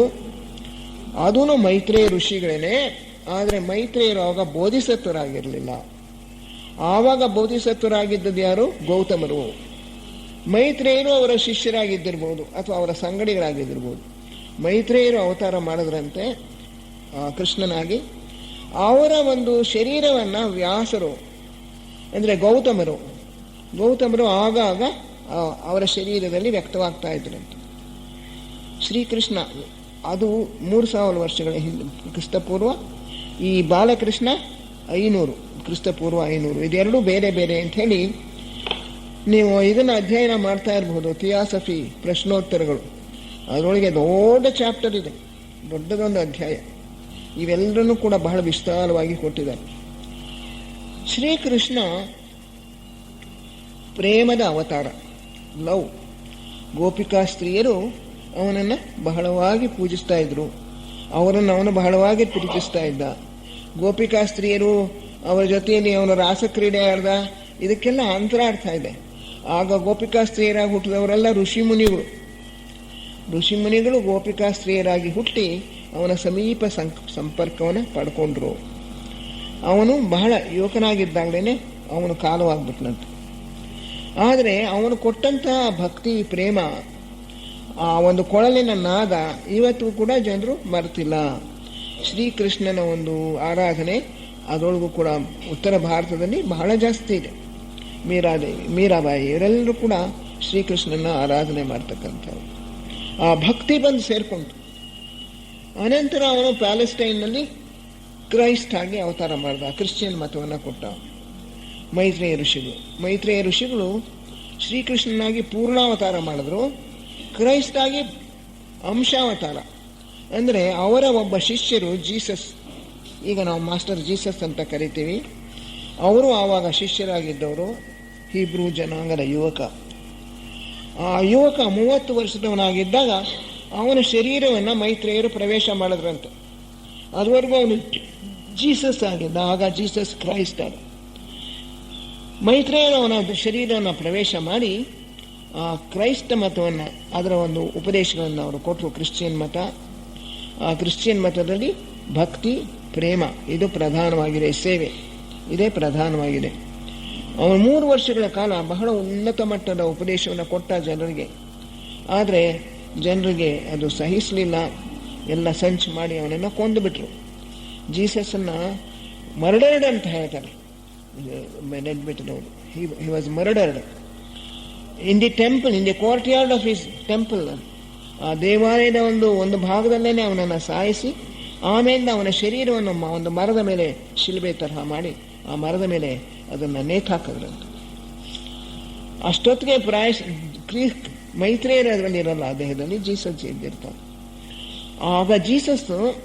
ಆಗ ಜೀಸಸ್ ಆಗಿದ್ದವರು ಅನಂತರ ಅವರು ಅಪೊಲೋನಿಯಸ್ ಆಗಿ ಹುಟ್ಟಿದ್ದಾಗ ಅವರು ಜೀವನ್ಮುಕ್ತರಾದ್ರಂತೆ. ಅಪೊಲೋನಿಯಸ್ ಅನ್ನೋರು ಅವರಿಗೆ ಶ್ವೇತರ್ಷಿ ಮಹಾಸಂಘದವರು ಒಬ್ಬೊಬ್ಬ ಯಾರ್ಯಾರು ಏನೇನು ಕೆಲಸವನ್ನು ಮಾಡಬೇಕು ಅಂತ ಅವರೇ ವಹಿಸ್ಕೊಡೋದು. ಅಪೊಲೋನಿಯಸ್ಗೆ ಹೇಳಿದ್ರಂತೆ, ನೀನು ಪ್ರಪಂಚದ ಕೆಲವು ಭಾಗಗಳಿಗೆ ಹೋಗಿ ತಾಯಿತಗಳನ್ನು ಭೂಮಿಯಲ್ಲಿ ಹೂತ್ಬಿಡು. ಆ ತಾಯಿತಗಳು ಬಹಳ ಪವರ್ಫುಲ್ ಇನ್ಸ್ಟ್ರೂಮೆಂಟ್ಸ್, ಬಹಳ ಪವರ್ಫುಲ್ ಇದು. ತುಂಬ ಶಕ್ತಿಯುತವಾಗಿರ್ತಕ್ಕಂಥ ಕೆಲವು ಮ್ಯಾಗ್ನೆಟೈಸ್ಡ್ ಆಬ್ಜೆಕ್ಟ್ಸ್, ಕಾಂತ ಶಕ್ತಿಯನ್ನು ಹೊಂದಿರತಕ್ಕಂಥ ಆ ಕೆಲವು ವಸ್ತುಗಳನ್ನು ಅವನಿಗೆ ಕೊಡ್ತಾರೆ. ಇದನ್ನು ತಗೊಂಡು ಹೋಗಿ ಭೂಮಿಯಲ್ಲಿ ಇಂತಿಂಥ ಕಡೆ ಹೂಳು ಅಂತ ಹೇಳ್ತಾರೆ. ಅವನು ಹಾಗೆ ಹೂತಾಗ ಏನಾಗುತ್ತೆ, ಅಲ್ಲಿ ಅದರಿಂದ ಬಹಳ ಅದ್ಭುತವಾಗಿರ್ತಕ್ಕಂಥ ಶಕ್ತಿ ಹೊರಹೊಮ್ತಾ ಇರುತ್ತೆ. ಆ ಅದ್ಭುತವಾಗಿರ್ತಕ್ಕಂಥ ಅಧ್ಯಾತ್ಮ ಶಕ್ತಿ ಆ ಪ್ರದೇಶವನ್ನೆಲ್ಲ ಪರಿಶುದ್ಧ ಮಾಡುತ್ತೆ. ಮುಂದೆ ಅಲ್ಲಿ ಅವತಾರ ಪುರುಷರು ಬಂದು ಕೆಲಸ ಮಾಡೋಕ್ಕೆ ಅಥವಾ ಮುಂದೆ ದೇವಸ್ಥಾನಗಳನ್ನು ಕಟ್ಟೋಕ್ಕೆ, ಉಪದೇಶ ಕೊಡೋಕ್ಕೆ ಎಲ್ಲ ಅದು ಬಹಳ ಪವಿತ್ರವಾಗಿರ್ತಕ್ಕಂಥ ಸೆಂಟರ್ಸ್ ಆಗುತ್ತೆ, ಕೇಂದ್ರಗಳಾಗುತ್ತೆ. ಅಪೊಲೋನಿಯಸ್ ಆ ಕೆಲಸ ಮಾಡಿದ ಮೇಲೆ ಆ ಎಷ್ಟೋ ಕೇಂದ್ರಗಳನ್ನು ಉಪಯೋಗಿಸ್ಕೊಂಡ್ರು. ಮುಂದೆ ಮಹರ್ಷಿಗಳು ಇನ್ನೂ ಕೆಲವು ಸೆಂಟರ್ಸ್ ಇನ್ನೂ ಹಾಗೇ ಇವೆಯಂತೆ. ಮುಂದಿನ 6ನೇ ಮಹಾವಂಶದಲ್ಲಿ ಅಥವಾ ಈ ಮಹಾವಂಶದಲ್ಲೇ ಇನ್ನೊಂದು ಸಲ ಅವತಾರ ಆಡಿದಾಗ ಅವುಗಳನ್ನು ಕೂಡ ಉಪಯೋಗಿಸ್ಕೊಳ್ತಾರೆ ಅಂತ ಹೇಳಿ ಬರೆದಿದ್ದಾರೆ. ಈ ಜೀಸಸ್ ಅವರು ಅಪೊಲೋನಿಯಸ್ ಆಗಿ ಹುಟ್ಟಿದಾಗ ಜೀವನ್ಮುಕ್ತರಾದ್ರಂತೆ. ಜೀವನ್ಮುಕ್ತರಾದ ಮೇಲೆ ಅವರು ಭಾರತ ದೇಶದಲ್ಲಿ ರಾಮಾನುಜಾಚಾರ್ಯರಾಗಿ ಅವತಾರ ಮಾಡಿದ್ರಂತೆ. ರಾಮಾನುಜಾಚಾರ್ಯರು ಶ್ರೀ ವೈಷ್ಣವ ಮತವನ್ನು ಸ್ಥಾಪನೆ ಮಾಡಿದವರು. ಅವರು ಜೀವನ್ಮುಕ್ತರಾಗಿರ್ತಕ್ಕಂಥ ಜೀಸಸ್ನ ಅವತಾರ. ಈಗ ಇದೆಲ್ಲ ಓದಿದ್ರೆ ನಮ್ಗೆ ಏನನ್ಸುತ್ತೆ, ಕೃಷ್ಣ ಎರಡೂ ಒಂದೇ. ಆದರೆ ಕೃಷ್ಣ ಮತ ಬೇರೆ, ನಮ್ಮ ವೈಷ್ಣವ ಮತ ಬೇರೆ, ನಮ್ಮ ಕೃಷ್ಣ ಪಂಥನೇ ಬೇರೆ ಅಂತ ನಾವು ಅಂದ್ಕೊಳ್ತೀವಿ. ಹಿಂದೂ ಮತ ಬೇರೆ, ಕ್ರಿಶ್ಚಿಯನ್ ಮತ ಬೇರೆ ಅಂತೀವಿ. ಕ್ರಿಶ್ಚಿಯನ್ ಪಾದ್ರಿಗಳಿಗೆ ಎಷ್ಟು ಹಿಂಸೆ ಕೊಡ್ತಾರೆ. ಒಂದು ಮತದಿಂದ ಇನ್ನೊಂದು ಮತಕ್ಕೆ ಮತಾಂತರ ಮಾಡೋಕೆ ಪ್ರಯತ್ನ ಮಾಡೋದು ತಪ್ಪು. ಎಲ್ಲರೂ ಕೂಡ ಯಾವ್ಯಾವ ಮತದಲ್ಲಿ ನಾವು ಹುಟ್ಟಿರ್ತೀವೋ ಆ ಮತದಲ್ಲಿ ನಾವು ಅಭಿವೃದ್ಧಿ ಹೊಂದಬೇಕು. ಅದನ್ನು ಚೆನ್ನಾಗಿ ಅರ್ಥ ಮಾಡ್ಕೋಬೇಕು, ಅದರ ಗೂಢಾರ್ಥವನ್ನು ತಿಳ್ಕೊಳ್ಬೇಕು, ಅದರ ಆಚರಣೆಗಳ ಅರ್ಥವನ್ನು ತಿಳ್ಕೊಬೇಕು, ಅರ್ಥವನ್ನು. ಅದರ ಪ್ರಕಾರ ನಮ್ಮ ಜೀವನವನ್ನು ನಾವು ರೂಪಿಸ್ಕೊಳ್ಬೇಕು. ನಮ್ಮ ಪುರುಷಾತ್ಮ ಜೀವಾತ್ಮನನ್ನು ಕಳಿಸಿರ್ತಾನೆ. ಜೀವಾತ್ಮ ಬೇರೆ ಬೇರೆ ಮತಗಳಲ್ಲಿ, ಬೇರೆ ಬೇರೆ ನಾಗರಿಕತೆಗಳಲ್ಲಿ, ಬೇರೆ ಬೇರೆ ದೇಶಗಳಲ್ಲಿ, ಬೇರೆ ಬೇರೆ ಮಹಾವಂಶಗಳಲ್ಲಿ ಜನ್ಮ ತಾಳಿ ಆಯಾ ಕಾಲಕ್ಕೆ ಏನೇನು ಬೋಧೆಗಳನ್ನು ಕಲ್ತ್ಕೋಬೇಕು, ಏನೇನು ಪಾಠಗಳನ್ನು ಕಲಿಬೇಕು ಅದನ್ನು ಕಲಿಬೇಕು. ನಾವೆಲ್ಲರೂ ಕೂಡ ಮುಸ್ಲಿಮ್ ಆಗಿ ಹುಟ್ಟಿದ್ದೀವಿ, ಹಿಂದೆ ಕ್ರಿಶ್ಚಿಯನ್ರಾಗಿ ಹುಟ್ಟಿದ್ದೀವಿ, ಅಥವಾ ಮುಂದೆ ಹುಟ್ತೀವಿ, ಹಿಂದೂ ಮತದಲ್ಲಿ ಹುಟ್ಟಿದ್ದೀವಿ, ಇಸ್ಲಾಂ ಮತದಲ್ಲಿ ಹುಟ್ತೀವಿ, ಗಂಡಸಾಗಿ ಹುಟ್ತೀವಿ, ಹೆಂಗಸಾಗಿ ಹುಟ್ತೀವಿ, ಕೆಲವು ಸಲ ರೋಮ್ ದೇಶದಲ್ಲಿ ಹುಟ್ತೀವಿ, ಕೆಲವು ಸಲ ಅಮೆರಿಕಾದಲ್ಲಿ ಹುಟ್ತೀವಿ, ಕೆಲವು ಸಲ ಭೂಮಿಯಲ್ಲಿ ಈ ಭಾರತ ದೇಶದಲ್ಲಿ ಹುಟ್ಟಿದ್ದೀವಿ, ಮುಂದೆ ಆಸ್ಟ್ರೇಲಿಯಾದಲ್ಲಿ ಹುಟ್ತೀವಿ. ಅದರಿಂದ ಯಾವ ಒಂದು ದೇಶವೂ ದೊಡ್ಡದಲ್ಲ ಇತರದಕ್ಕಿಂತ, ಯಾವ ಒಂದು ಮತವೂ ಇದಕ್ಕಿಂತ ಇತರದಕ್ಕಿಂತ ದೊಡ್ಡದಲ್ಲ. ನಮ್ಮ ಪುರುಷಾತ್ಮನಿಗೆ ಎಲ್ಲ ಪಾಠಗಳು ಬೇಕು, ಎಲ್ಲ ಸಾಮರ್ಥ್ಯಗಳು ಬೆಳಿಬೇಕು. ಅದರಿಂದ ನಾವು ಬೇರೆ ಬೇರೆ ಮತಗಳಲ್ಲಿ, ಬೇರೆ ಬೇರೆ ನಾಗರಿಕತೆಗಳಲ್ಲಿ ಹುಟ್ಟಿ ಕ್ರಮೇಣ ಬೆಳೀತಾ ಹೋಗ್ತೇವೆ. ಬೆಳವಣಿಗೆ, ಮಾನವನ ಬೆಳವಣಿಗೆಯ ಮಟ್ಟವನ್ನು ನೋಡಿಕೊಂಡು ಆಯಾ ಕಾಲಕ್ಕೆ ಸರಿಯಾಗಿರ್ತಕ್ಕಂಥ ಮತಗಳನ್ನು ಬೋಧಿಸತರು ಪ್ರಾರಂಭಿಸ್ತಾರೆ. ಹೀಗೆ ಕ್ರೈಸ್ತಾಗಿ ಅವತಾರ ಮಾಡಿದವರು, ಶ್ರೀಕೃಷ್ಣನಾಗಿ ಭಾರತದಲ್ಲಿ ಅವತಾರ ಮಾಡಿದವರು ಒಬ್ಬರೇ, ಅದೇ ನಾವು ಮೈತ್ರೇಯರು ಅಂತ ಕರೀತಕ್ಕಂಥವ್ರು. ಈಗ ಮುಂದೆ ಅವರು ಅವತಾರ ಮಾಡ್ತಾರೆ, ಯಾವಾಗ ಅಂತ ಗೊತ್ತಿಲ್ಲ. ಜೆ ಕೃಷ್ಣಮೂರ್ತಿಯವರ ದೇಹವನ್ನು ಅವರು ಉಪಯೋಗಿಸ್ಕೊಳ್ತಾರೆ ಅಂತ ಹೇಳಿ ನಿರೀಕ್ಷಿಸಿದ್ರು. ಏನೋ ಸ್ವಲ್ಪ ಕಾಲ ಉಪಯೋಗಿಸ್ಕೊಂಡ್ರಂತೆ, ಅಥವಾ ಆಗಾಗ ಉಪಯೋಗಿಸ್ಕೊಂಡಿರಬಹುದು. ಆದರೆ ಪೂರ್ಣವಾಗಿ ಅವರ ದೇಹವನ್ನು ಅವರು ಉಪಯೋಗಿಸ್ಕೊಳ್ಳಿಲ್ಲ. ಮುಂದೆ ಯಾವಾಗಲಾದರೂ ಇನ್ನೂ ಸ್ವಲ್ಪ ಸರಿಯಾದಂಥ ಅವತಾರವನ್ನು ಅವರು ತಾಳಬಹುದು. ಅವರಿಗೆಗೋಸ್ಕರ ನಾವು ಅವರ ಒಂದು ಸಿದ್ಧತೆ ನಾವು ಮಾಡಬೇಕು ಅಂತೇಳಿ ಮಿಸ್ಟಿಕ್ ಸ್ಟಾರ್ನಲ್ಲಿ ನಿರೀಕ್ಷೆ ಮಾಡ್ತಾರೆ. ಅವರು ಇನ್ವೊಕೇಶನ್ ಹಾಡ್ತು ಕೊನೆಯಲ್ಲಿ, ಜಗದ್ಗುರುಗಳೇ ನಮ್ಮ ಜಗತ್ತು ಕಷ್ಟದಲ್ಲಿದೆ, ತಿರ್ಗಾ ಬನ್ನಿ ಅವತಾರ ಮಾಡಿ ನಮಗೆ ಉಪದೇಶ ಕೊಡಿ ಅಂತ ಹೇಳಿ ಬೇಡ್ಕೊಳ್ತೇವೆ ಮಿಸ್ಟಿಕ್ ಸ್ಟಾರ್ನಲ್ಲಿ. ಮುಂದೆ ಅವನ ಅವತಾರವನ್ನು ನಾವು ನಿರೀಕ್ಷಿಸ್ಬೋದು. ಈಗ ಇದಿಷ್ಟು ಬೋಧಿಸತ್ತರ ಕೆಲಸ ಆಯಿತು. ಈಗ ಒಂದೊಂದು ರೇಖೆಗೂ ಕೂಡ ಒಬ್ಬೊಬ್ಬ ಅಧಿಪತಿ ಇದ್ದಾರೆ ಅಂತ ಹೇಳಿದ್ರು. ಮಹಾಚೌಹಾಣರು ಎಲ್ಲ ರೇಖೆಗಳ, ಈ ಉಳಿದ 3ರಿಂದ 7 ರೇಖೆಗಳ ಕೆಲಸವನ್ನು ಅವರು ನೋಡ್ಕೊಳ್ತಾರೆ. ಈ 5ನೆಯ ದೀಕ್ಷೆ ಅನ್ನೋದು ಜೀವನ್ಮುಕ್ತ ದೀಕ್ಷೆ ಅಥವಾ ಶೇಖ ಅಂತ ಬೌದ್ಧ ಮತದಲ್ಲಿ ಕರೀತಾರೆ. ಜೀವನ್ಮುಕ್ತ ದೀಕ್ಷೆಯನ್ನು ಪಡ್ಕೊಂಡ್ಬಿಟ್ಟವರು ಸಂಸಾರದಿಂದ ನಿವೃತ್ತಿ ಹೊಂದಿದವರು, ಸಂಸಾರ ಸಾಗರದಿಂದ ತಪ್ಪಿಸ್ಕೊಂಡಿದ್ದಾರೆ, ಅವರು ದಾಟಿಬಿಟ್ಟಿದ್ದಾರೆ ಅಂತ. ಸಂಸಾರ ಅಂತ ಹೇಳಿದ್ರೆ ಹುಟ್ಟು ಸಾವು, ಜನನ ಮರಣಗಳ ಚಕ್ರದಿಂದ ಬಿಡುಗಡೆ ಹೊಂದಿದವರು ಜೀವನ್ಮುಕ್ತರು. ಅಲ್ಲಿಂದ ಆಚೆಗೆ ಅವರು ಮನುಷ್ಯರಾಗಿ ಹುಟ್ಟಬೇಕಾಗಿಲ್ಲ. ಅವರ ಮುಂದೆ 7 ದಾರಿಗಳು ತೆರ್ಕೊಳ್ಳುತ್ತವಂತೆ. ಅದರಲ್ಲಿ ಒಂದು ದಾರಿ ಮಾತ್ರ ಮಾನವರಾಗಿ ಹುಟ್ಟೋದನ್ನು ಅವರು ಹುಟ್ಟಲೇಬೇಕಾಗುತ್ತೆ. ಅಂಥವರು ಮಹಾ ಶ್ವೇತರ್ಷಿ ಸಂಘದ ಸದಸ್ಯರಾಗಿ ಅಧಿಕಾರಿಗಳಾಗಿ ಕೆಲಸ ಮಾಡ್ತಾರೆ. ಉಳಿದವರು ಬೇರೆ ಬೇರೆ ಮಾರ್ಗಗಳನ್ನು ಆಯ್ದುಕೊಳ್ತಾರೆ. ಕೆಲವರು ದೇವತೆಗಳ ವರ್ಗಕ್ಕೆ ಹೋಗ್ತಾರೆ, ಮತ್ತು ಕೆಲವರು ಬೇರೆ ಗ್ರಹಗಳಿಗೆ ಹೋಗ್ತಾರೆ, ಅಲ್ಲಿ ಕೆಲಸ ಕಾರ್ಯ ನೋಡ್ಕೊಳ್ಳೋಕ್ಕೆ. ಮತ್ತು ಕೆಲವರು ಬೇರೆ ಚೈನ್ಸ್ಗೆ ಹೋಗ್ಬಿಡ್ಬೋದು, ಬೇರೆ ಗ್ರಹಮಾಲೆಗಳಿಗೆ ಹೋಗ್ಬೋದು. ಹೀಗೆ ಬೇರೆ ಬೇರೆ ಕೆಲಸಗಳಿರ್ತವೆ. ಕೆಲವರು ನಿರ್ಮಾಣಕಾಯರಾಗ್ತಾರೆ, ಅಂದರೆ ಅಧ್ಯಾತ್ಮ ಶಕ್ತಿಯನ್ನು, ಸ್ಪಿರಿಚುವಲ್ ಪವರ್ ಅದನ್ನು ಉತ್ಪತ್ತಿ ಮಾಡ್ತಾರೆ. ಈಗ 7 ರೇಖೆಗಳಿಗೆ ಇರ್ತಕ್ಕಂಥ 7 ಚೌಹಾಣರು. ಅದರ ವಿಷಯವನ್ನು ನಾನು ಹಿಂದಿನ ಉಪನ್ಯಾಸದಲ್ಲಿ ಹೇಳೋಕ್ಕಾಗಲಿಲ್ಲ, ಅದನ್ನು ತಿಳ್ಕೊಳ್ಳೋಣ. ಈ 7 ರೇಖೆಗಳಲ್ಲಿ ಮೊದಲನೇ ರೇಖೆ ಆಡಳಿತ ಮತ್ತು ವ್ಯವಸ್ಥೆಗೆ ಸೇರಿರ್ತಕ್ಕಂಥದ್ದು ಮೊದಲನೇ ರೇಖೆ. ಈಗ ಮೊದಲನೇ ರೇಖೆಗೆ ಇರ್ತಕ್ಕಂಥ ಚೌಹಾಣರು ಅಂದರೆ 6ನೇ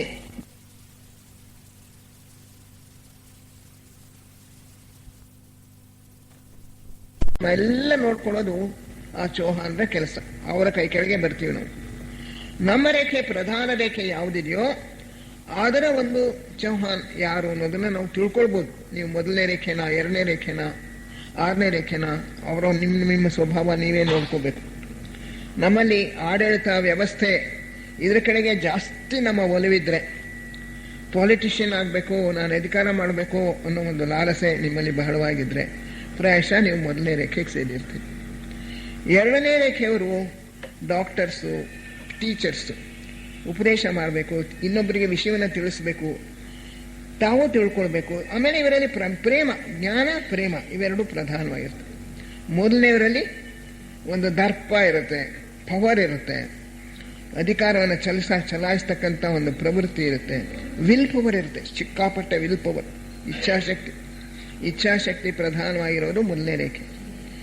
ಆಡಳಿತ ವ್ಯವಸ್ಥೆ ಆ ಕಡೆಗೆ ಒಲವು ಅವರಿಗೆ. ಎರಡನೇ ರೇಖೆಯವರಿಗೆ ಪ್ರೇಮ, ಜ್ಞಾನ. ಅಂಥವರು ಡಾಕ್ಟರ್ಸು ಅಥವಾ ಟೀಚರ್ಸು, ಬೇರೆ ಅನೇಕ ಕರ್ಮಯೋಗಿ ಅಂತ ನಾವು ಹೇಳ್ತೀವಿ, ಅವರೆಲ್ಲ ಕರ್ಮಯೋಗಿಗಳು, ಸೇವೆ ಮಾಡತಕ್ಕಂಥ ಮನೋಭಾವ, ಇವರೆಲ್ಲ ಎರಡನೇ ರೇಖೆಯವರು.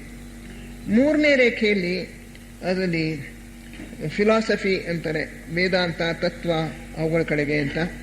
ಲೆಡ್ಬಿಟರ್ ಅವರು ಹೇಳೋದು ಮೂರನೇ ರೇಖೆಯವರು ಪ್ರಧಾನವಾಗಿ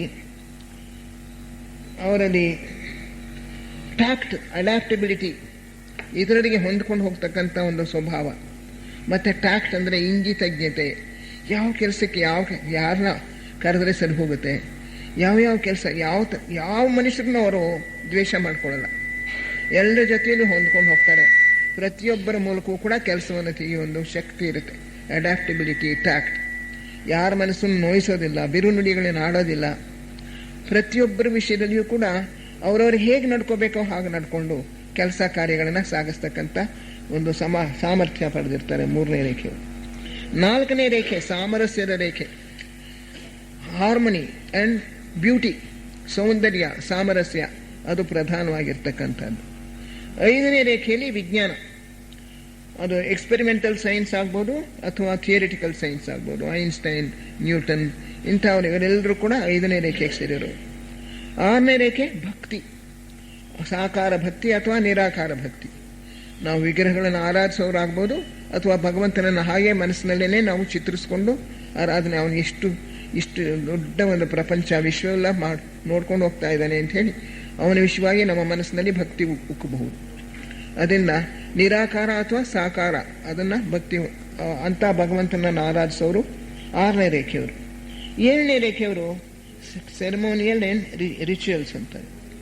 ಸಂಸ್ಕಾರಗಳು, ವ್ರತಗಳು, ಆಚರಣೆಗಳು, ಇವುಗಳಲ್ಲಿ ಆಸಕ್ತಿ ಇರ್ತಕ್ಕಂಥವ್ರು ಏಳನೇ ರೇಖೆಯವರು. ನಮ್ಮಲ್ಲಿ ಯಾವುದು ಪ್ರಧಾನವಾಗಿದೆ ಅನ್ನೋದನ್ನು ನಾವು ನೋಡ್ಕೊಬೇಕು. ವಿಜ್ಞಾನದ ಕಡೆ ನನಗೆ ಒಲವು ಜಾಸ್ತಿ ಇದೆಯೇ, ಒಂದು ಪ್ರಧಾನವಾಗಿರುತ್ತೆ, ಇನ್ನೊಂದು ಉಪಪ್ರಧಾನವಾಗಿರುತ್ತೆ. ಅದರಿಂದ ಏನಾಗ್ಬಿಡುತ್ತೆ ನಮಗೆ ಕನ್ಫ್ಯೂಷನ್. ನನಗೆ ವಿಜ್ಞಾನ ಕಂಡ್ರೂ ಇಷ್ಟ ಇದೆ, ಆಮೇಲೆ ಟೀಚಿಂಗ್ ಕಂಡ್ರೂ ಇಷ್ಟ ಇದೆ, ಇತರರಿಗೆ ಜ್ಞಾನವನ್ನು ತಿಳಿಸ್ಕೊಡ್ಬೇಕು ಅನ್ನೋ ಆಸೆನೂ ಇದೆ. ಅದರಿಂದ ಎರಡನೇ ರೇಖೆನೋ ಐದನೇ ರೇಖೆನೋ ಗೊತ್ತಾಗಲ್ಲ. ಕ್ರಮೇಣ ನಾವು ಬೆಳೀತಾ ಪ್ರಗತಿ ಆಗ್ತಾ ಅದು ಚೆನ್ನಾಗಿ ಸ್ಪಷ್ಟವಾಗಿ ಗೊತ್ತಾಗುತ್ತಂತೆ. ಅದೇ ರೀತಿ ಕಲೆಯ ವಿಷಯದಲ್ಲಿಯೂ ನಮಗೆ ಅಭಿಮಾನ ಇರುತ್ತೆ. ಈಗ ಐನ್ಸ್ಟೈನ್ ಸೊಗಸಾಗಿ ವಯಲಿನ್ ಬಾರಿಸ್ತಾ ಇದ್ದ, ನ್ಯೂಟನ್ನು ಕೂಡ ವಯಲಿನ್ ಬಾರಿಸ್ತಾ ಇದ್ದ, ಪಿಟೀಲು ವಾದನ. ಅದರಿಂದ ವಿಜ್ಞಾನ ಪ್ರಧಾನವಾಗಿದ್ದು ಕೂಡ ಆ ಒಂದು ಕಲೆ ನಾಲ್ಕನೇ ರೇಖೆ ಅದು ಇತ್ತು, ಉಪ ಪ್ರಧಾನ. ಅದರಿಂದ ನಮ್ಮೊಬ್ಬೊಬ್ಬರಲ್ಲೂ ಒಂದು ಪ್ರಧಾನವಾಗಿರುತ್ತೆ, ಒಂದು ಅದಕ್ಕೆ ಅಧೀನವಾಗಿರುತ್ತೆ. ಇದನ್ನು ತಿಳ್ಕೊಂಡ್ರೆ ನಾವು ಆ ಮಾರ್ಗದ ಮೂಲಕ ಹೆಚ್ಚು ಶೀಘ್ರವಾಗಿ ಮುಂದುವರಿಬೋದು. ಕೆಲವರಿಗೆ ಸಂಗೀತವೇ ಪ್ರಧಾನ. ಈಗ MS ಸುಬ್ಬಲಕ್ಷ್ಮಿಯವರು ಸಂಗೀತದ ಮೂಲಕವೇ ಅವರು ಭಗವಂತನನ್ನು ಆರಾಧಿಸ್ತಾ ಇದ್ರು. ತ್ಯಾಗರಾಜರು, MS ಸುಬ್ಬಲಕ್ಷ್ಮಿಯವ್ರನ್ನ ಸಂದರ್ಶನ ಮಾಡೋಕೆ ಹೋದವರು ಇಲಸ್ಟ್ರೇಟೆಡ್ ವೀಕ್ಲಿಲಿ ಬರೀತಾರೆ, ಸೊಗಸಾಗಿ ರಂಗೋಲಿ ಹಾಕಿದ್ರು ಅವರ ದೇವರ ಮನೆ ಮುಂದೆ, ದೇವರ ಮನೆಯಲ್ಲಿ ಆ ಪ್ರತಿನಿಧಿಗೆ ತೋರಿಸಿದ್ರಂತೆ, ಇದು ನೋಡಿ ನಾನೇ ಹಾಕಿರೋದು ರಂಗೋಲಿ, ಪ್ರತಿದಿನವೂ ನಾನೇ ಹಾಕ್ತೀನಿ. ಆಮೇಲೆ ಕೂತ್ಕೊಂಡು ಸ್ವಲ್ಪ ಹೊತ್ತು ಧ್ಯಾನ ಮಾಡೋಣ ಅಂತ ಅಂದ್ರಂತೆ. ಆ ಪ್ರತಿನಿಧಿನೂ ಕೂತ್ರಂತೆ, MS ಸುಬ್ಬಲಕ್ಷ್ಮಿಯವರು ಕೂತ್ರಂತೆ. ಧ್ಯಾನದಲ್ಲಿ ಹಾಗೇ ಸಮಾಧಿ ಸ್ಥಿತಿಗೆ ಹೋಗ್ಬಿಟ್ಟಿದ್ದಾರೆ, ಎಚ್ಚರನೇ ಇಲ್ಲ. ಕೊನೆಗೆ ಅವ್ರ ಮನೆಯವರು ಯಾರು ಅವರು ಬಂದು ಎಷ್ಟು 10-15 ನಿಮಿಷ ಆಗಿದ್ರು ಹೇಳಲಿಲ್ಲ ಅಂತ ಬಂದು ಮುಟ್ಟಿ ಎಬ್ಬಿಸಿ ಆಮೇಲೆ ಸಮಾಧಿ ಸ್ಥಿತಿಯಿಂದ ಕೆಳಗಿಳಿದು ಬಂದರು. ಅಂತಹ ಒಂದು ಉನ್ನತ ಪ್ರಜ್ಞೆಗೆ ಅವರು ಹೊರಟೋಗ್ತಾ ಇದ್ರು ಸಂಗೀತದ ಮೂಲಕ, ಭಕ್ತಿಯ ಮೂಲಕ. ತ್ಯಾಗರಾಜರು ರಾಮನನ್ನು ಎಷ್ಟು ಆರಾಧಿಸ್ತಾ ಇದ್ರು. ರಾಮ, ಸೀತೆ, ಲಕ್ಷ್ಮಣ, ಹನುಮಂತ ಅವರಿಗೆ ಪ್ರತ್ಯಕ್ಷರಾಗು ಅಂತ ಹೇಳ್ತಾರೆ. ಈ ರೀತಿ ಸಂಗೀತದ ಮೂಲಕ, ಭಕ್ತಿಯ ಮೂಲಕ, ಸಂಗೀತ ಭಕ್ತಿ ಜೊತೆಯಲ್ಲಿ ಸೇರ್ಕೊಳ್ಳುತ್ತೆ. ಯಾರ್ಯಾರು ಕಲೆಯನ್ನು ಆರಾಧಿಸ್ತಾರೋ ಅವರಿಗೆ ಭಕ್ತಿ ಜೊತೆಯಲ್ಲೇ ಬರುತ್ತೆ. ಅದರಿಂದ ಇದರ ಮೂಲಕ ಆರಾಧಿಸೋದು ಅದೊಂದು ಮಾರ್ಗ. ಕಲೆಯ ಮಾರ್ಗ ಅಥವಾ ಭಕ್ತಿ ಮಾರ್ಗ, ಅವರಲ್ಲಿ ಕಲೆ ಪ್ರಧಾನವಾಗಿರ್ಬೋದು ಅಥವಾ ಭಕ್ತಿ ಪ್ರಧಾನವಾಗಿರ್ಬೋದು. ಏಳನೆಯ ರೇಖೆ ಈಗ ಪ್ರಾಬಲ್ಯಕ್ಕೆ ಬರ್ತಾ ಇದೆ ಅಂತ ಹೇಳ್ತಾರೆ.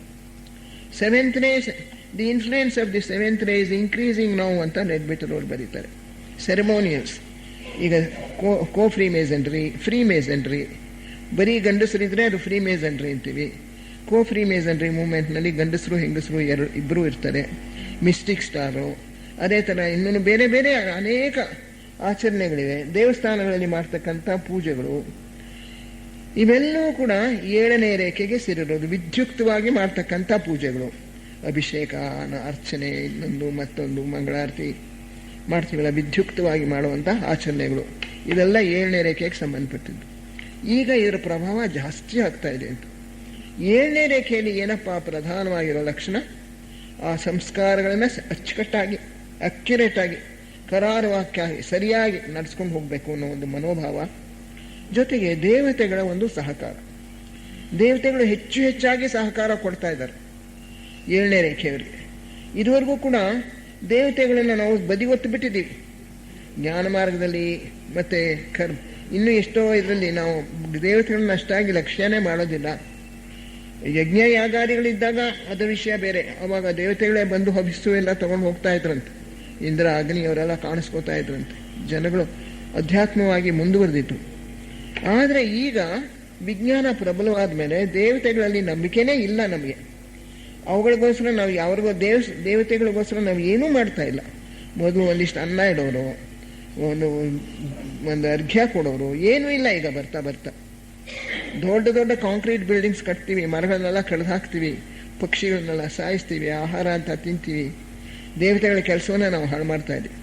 ಆದರೆ 7ನೇ ರೇಖೆಯಲ್ಲಿ ದೇವತೆಗಳು ಅವರು ಬಂದು ಆ ಆಚರಣೆಗಳಲ್ಲಿ ಅವರು ಭಾಗವಹಿಸಿ ತಮ್ಮ ಶಕ್ತಿಯನ್ನು ಅವರು ಸೇರಿಸ್ತಾರೆ. ಈಗ 1ನೇ ರೇಖೆಗೆ ಚೌಹಾನ್ದಾಗಿರ್ತಕ್ಕಂಥವರು ಮೌರ್ಯ ಮಹರ್ಷಿಗಳು, 2ನೇ ರೇಖೆಗೆ ಕುತೂಮಿಯವರು. ಮೌರ್ಯರಿಗೆ ಕೆಮಿಸ್ಟ್ರಿ ಆ್ಯಂಡ್ ಆಸ್ಟ್ರಾನಮಿ ಅದರೊಳಗೂ ಕೂಡ ಆಸಕ್ತಿ ಇದೆ ಅಂತಾರೆ, ರಸಾಯನಶಾಸ್ತ್ರ, ಖಗೋಳಶಾಸ್ತ್ರ. ಕುತೂಮಿಯವರು ಅವರು ಪ್ರೇಮ ಜ್ಞಾನ, ಅವರ ಮುಖ ನೋಡಿದ್ರೇ ಪ್ರೇಮ ಸುರಿತಾ ಇದೆ ಅಂತಾರೆ. ಅವರು 2ನೇ ರೇಖೆಯ ಚೌಹಾನ್ರು. ಅವರು ಹಿಂದೆ ಗ್ರೀಸ್ ದೇಶದಲ್ಲಿ ಪೈಥಾಗರಾಸ್ ಆಗಿ ಹುಟ್ಟಿದ್ರು. ಈಗಲೂ ಕೂಡ ಜಾಮೆಟ್ರಿಯಲ್ಲಿ ಪೈಥಾಗರಾಸ್ ಥಿಯರಮ್ ಅಂತ ಹೇಳ್ತೀವಿ. ಆ ಪೈಥಾಗರಾಸ್ ಥಿಯರಮನ್ನು ಕೊಟ್ಟವರು ಅವರೇ. ಸಂಗೀತದಲ್ಲಿರ್ತಕ್ಕಂಥ ಸ್ವರಗಳಿಗೆ ಎಷ್ಟೆಷ್ಟು ಸ್ಪಂದಗಳಿರುತ್ತವೆ ಅಂತ ಹೇಳಿ ಅದರದ್ದು ಒಂದು ಥಿಯರಿ ಅದೆಲ್ಲ ಕೊಟ್ಟಿದ್ದಾರೆ ಅವರು. ಮ್ಯಾಥಮ್ಯಾಟಿಕ್ಸ್ ಅಂತ ಹೇಳಿ, ಆ ಮ್ಯಾಥಮ್ಯಾಟಿಕ್ಸ್ ಹೇಗೆ ಸೃಷ್ಟಿಯಲ್ಲಿ ವ್ಯಕ್ತವಾಗ್ತಾ ಇದೆ, ಎಲ್ಲವೂ ಗಣಿತಶಾಸ್ತ್ರದ ಪ್ರಕಾರ ಸೃಷ್ಟಿಯಾಗಿದೆ. ಒಂದೊಂದು ಕೂಡ ಸಂಖ್ಯೆಗಳ ಮೇಲೆ ಸೃಷ್ಟಿಯಾಗಿದೆ ಅಂತ ಸೀಕ್ರೆಟ್ ಡಾಕ್ಟರ್ನಲ್ಲಿ ಮೇಡಮ್ ಲೆವಾಟ್ಸ್ಕಿ ಅವರು ಹೇಳ್ತಾರೆ. ಒಂದೊಂದು ಅಕ್ಷರಕ್ಕೂ ಒಂದೊಂದು ಸಂಖ್ಯೆ ಇದೆ, ಒಂದೊಂದು ಅಕ್ಷರಕ್ಕೂ ಒಂದು ಬಣ್ಣ ಇದೆ, ಒಂದು ಸ್ವರ ಇದೆ ಅಂತೆಲ್ಲ ಹೇಳ್ತಾರೆ. ಅವರು ಪೈಥಾಗರಾಸಾಗಿ ಅವರು ಹುಟ್ಟಿದ್ರು. 3ನೇ ರೇಖೆಗೆ ಅಧಿಪತಿಯಾಗಿರೋರು ವೆನಿಷಿಯನ್ ಮಾಸ್ಟರು. ಅವರು ಅಡಾಪ್ಟಬಿಲಿಟಿ ಆ್ಯಂಡ್ ಟ್ಯಾಕ್ಟ್, ಅವರಿಗೆ ಹೊಂದಾಣಿಕೆ ಮತ್ತು ಸಮಯೋಚಿತ ವರ್ತನೆ ಅದರಲ್ಲಿ ಬಹಳ ಸಾಮರ್ಥ್ಯ ಇದೆ. ಅವರ ಒಂದು ಬೇರೆ ಇಂಟ್ರೆಸ್ಟ್ ಅಂತ ಹೇಳಿದ್ರೆ ಆಸ್ಟ್ರಾಲಜಿ, ಜ್ಯೋತಿಷ್ಯ ಶಾಸ್ತ್ರ. ಯಾವ ಕೆಲಸವನ್ನ ಯಾವ ಕಾಲದಲ್ಲಿ ಮಾಡಿದ್ರೆ ಅದು ಚೆನ್ನಾಗಿ ನೆರವೇರುತ್ತೆ, ಯಾವ ಕೆಲಸವನ್ನ ಯಾವ ಕಾಲದಲ್ಲಿ ಮಾಡಬಾರ್ದು. ಈಗ ರಾಹು ಕಾಲ, ಗುಳಿಕ ಕಾಲ, ಇನ್ನೊಂದು ಮತ್ತೊಂದು ಅಂತೀವಿ. ಇದೆಲ್ಲ ಬರೀ ಉಳಿಕೆಗಳು ಅಷ್ಟೇ, ನಿಜವಾದಂತಹದ್ದಲ್ಲ. ನಿಜವಾದ ಜ್ಯೋತಿಷ್ಶಾಸ್ತ್ರ ಈಗ ಮಾಯವಾಗ್ಬಿಟ್ಟಿದೆಯಂತೆ. ಆ ನಿಜವಾದ ಜ್ಯೋತಿಷ್ಶಾಸ್ತ್ರದಲ್ಲಿ ಅವರಿಗೆ ಆಸಕ್ತಿ ಇದೆ. 4ನೇ ರೇಖೆಗೆ ಚೌಹಾನ್ರಾಗಿರೋರು ಮಾಸ್ಟರ್ ಸೆರಾಪಿಸ್. ಅವರು ಸಾಮರಸ್ಯ, ಸೌಂದರ್ಯ, ಕಲೆ ಇವುಗಳಿಗೆ ಪ್ರಾಧಾನ್ಯ ಕೊಡ್ತಾರೆ. ಸಾಮರಸ್ಯ, ಸೌಂದರ್ಯ. 4ನೇದು ಇನ್ ಬಿಟ್ವೀನ್, ಈ ಕಡೆ 3 ಇದೆ, ಆ ಕಡೆ 3 ಇದೆ. ಈ 3 ಕೂಡ ಇಚ್ಛೆ, ಜ್ಞಾನ, ಕ್ರಿಯಾಶಕ್ತಿ 3 ಕೂಡ ಸಮರಸವಾಗಿರೋದು, ಇನ್ ಈಕ್ವಲ್ ಪ್ರಪೋರ್ಷನ್ಸ್. ಅದು 4ನೇ ರೇಖೆಯಲ್ಲಿ.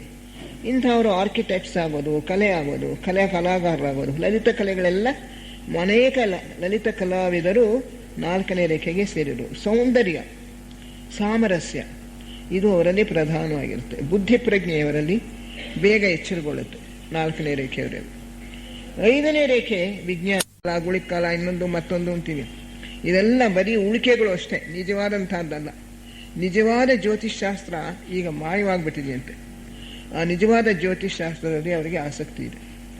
4ನೇ ರೇಖೆಗೆ ಚೌಹಾನ್ರಾಗಿರೋರು ಮಾಸ್ಟರ್ ಸೆರಾಪಿಸ್. ಅವರು ಸಾಮರಸ್ಯ, ಸೌಂದರ್ಯ, ಕಲೆ ಇವುಗಳಿಗೆ ಪ್ರಾಧಾನ್ಯ ಕೊಡ್ತಾರೆ. ಸಾಮರಸ್ಯ, ಸೌಂದರ್ಯ. 4ನೇದು ಇನ್ ಬಿಟ್ವೀನ್, ಈ ಕಡೆ 3 ಇದೆ, ಆ ಕಡೆ 3 ಇದೆ. ಈ ಮೂರು ಕೂಡ ಇಚ್ಛೆ, ಜ್ಞಾನ, ಕ್ರಿಯಾಶಕ್ತಿ ಮೂರು ಕೂಡ ಸಮರಸವಾಗಿರೋದು, ಇನ್ ಈಕ್ವಲ್ ಪ್ರಪೋರ್ಷನ್ಸ್. ಅದು 4ನೇ ರೇಖೆಯಲ್ಲಿ. ಇಂಥವರು ಆರ್ಕಿಟೆಕ್ಟ್ಸ್ ಆಗೋದು, ಕಲೆ ಆಗೋದು, ಕಲಾಕಾರರಾಗೋದು, ಲಲಿತ ಕಲೆಗಳೆಲ್ಲ ಅನೇಕ ಲಲಿತ ಕಲಾವಿದರು 4ನೇ ರೇಖೆಗೆ ಸೇರಿದರು. ಸೌಂದರ್ಯ, ಸಾಮರಸ್ಯ ಇದು ಅವರಲ್ಲಿ ಪ್ರಧಾನವಾಗಿರುತ್ತೆ. ಬುದ್ಧಿ ಪ್ರಜ್ಞೆಯವರಲ್ಲಿ ಬೇಗ ಎಚ್ಚರಗೊಳ್ಳುತ್ತೆ 4ನೇ ರೇಖೆಯವರಲ್ಲಿ. 5ನೇ ರೇಖೆ ವಿಜ್ಞಾನ.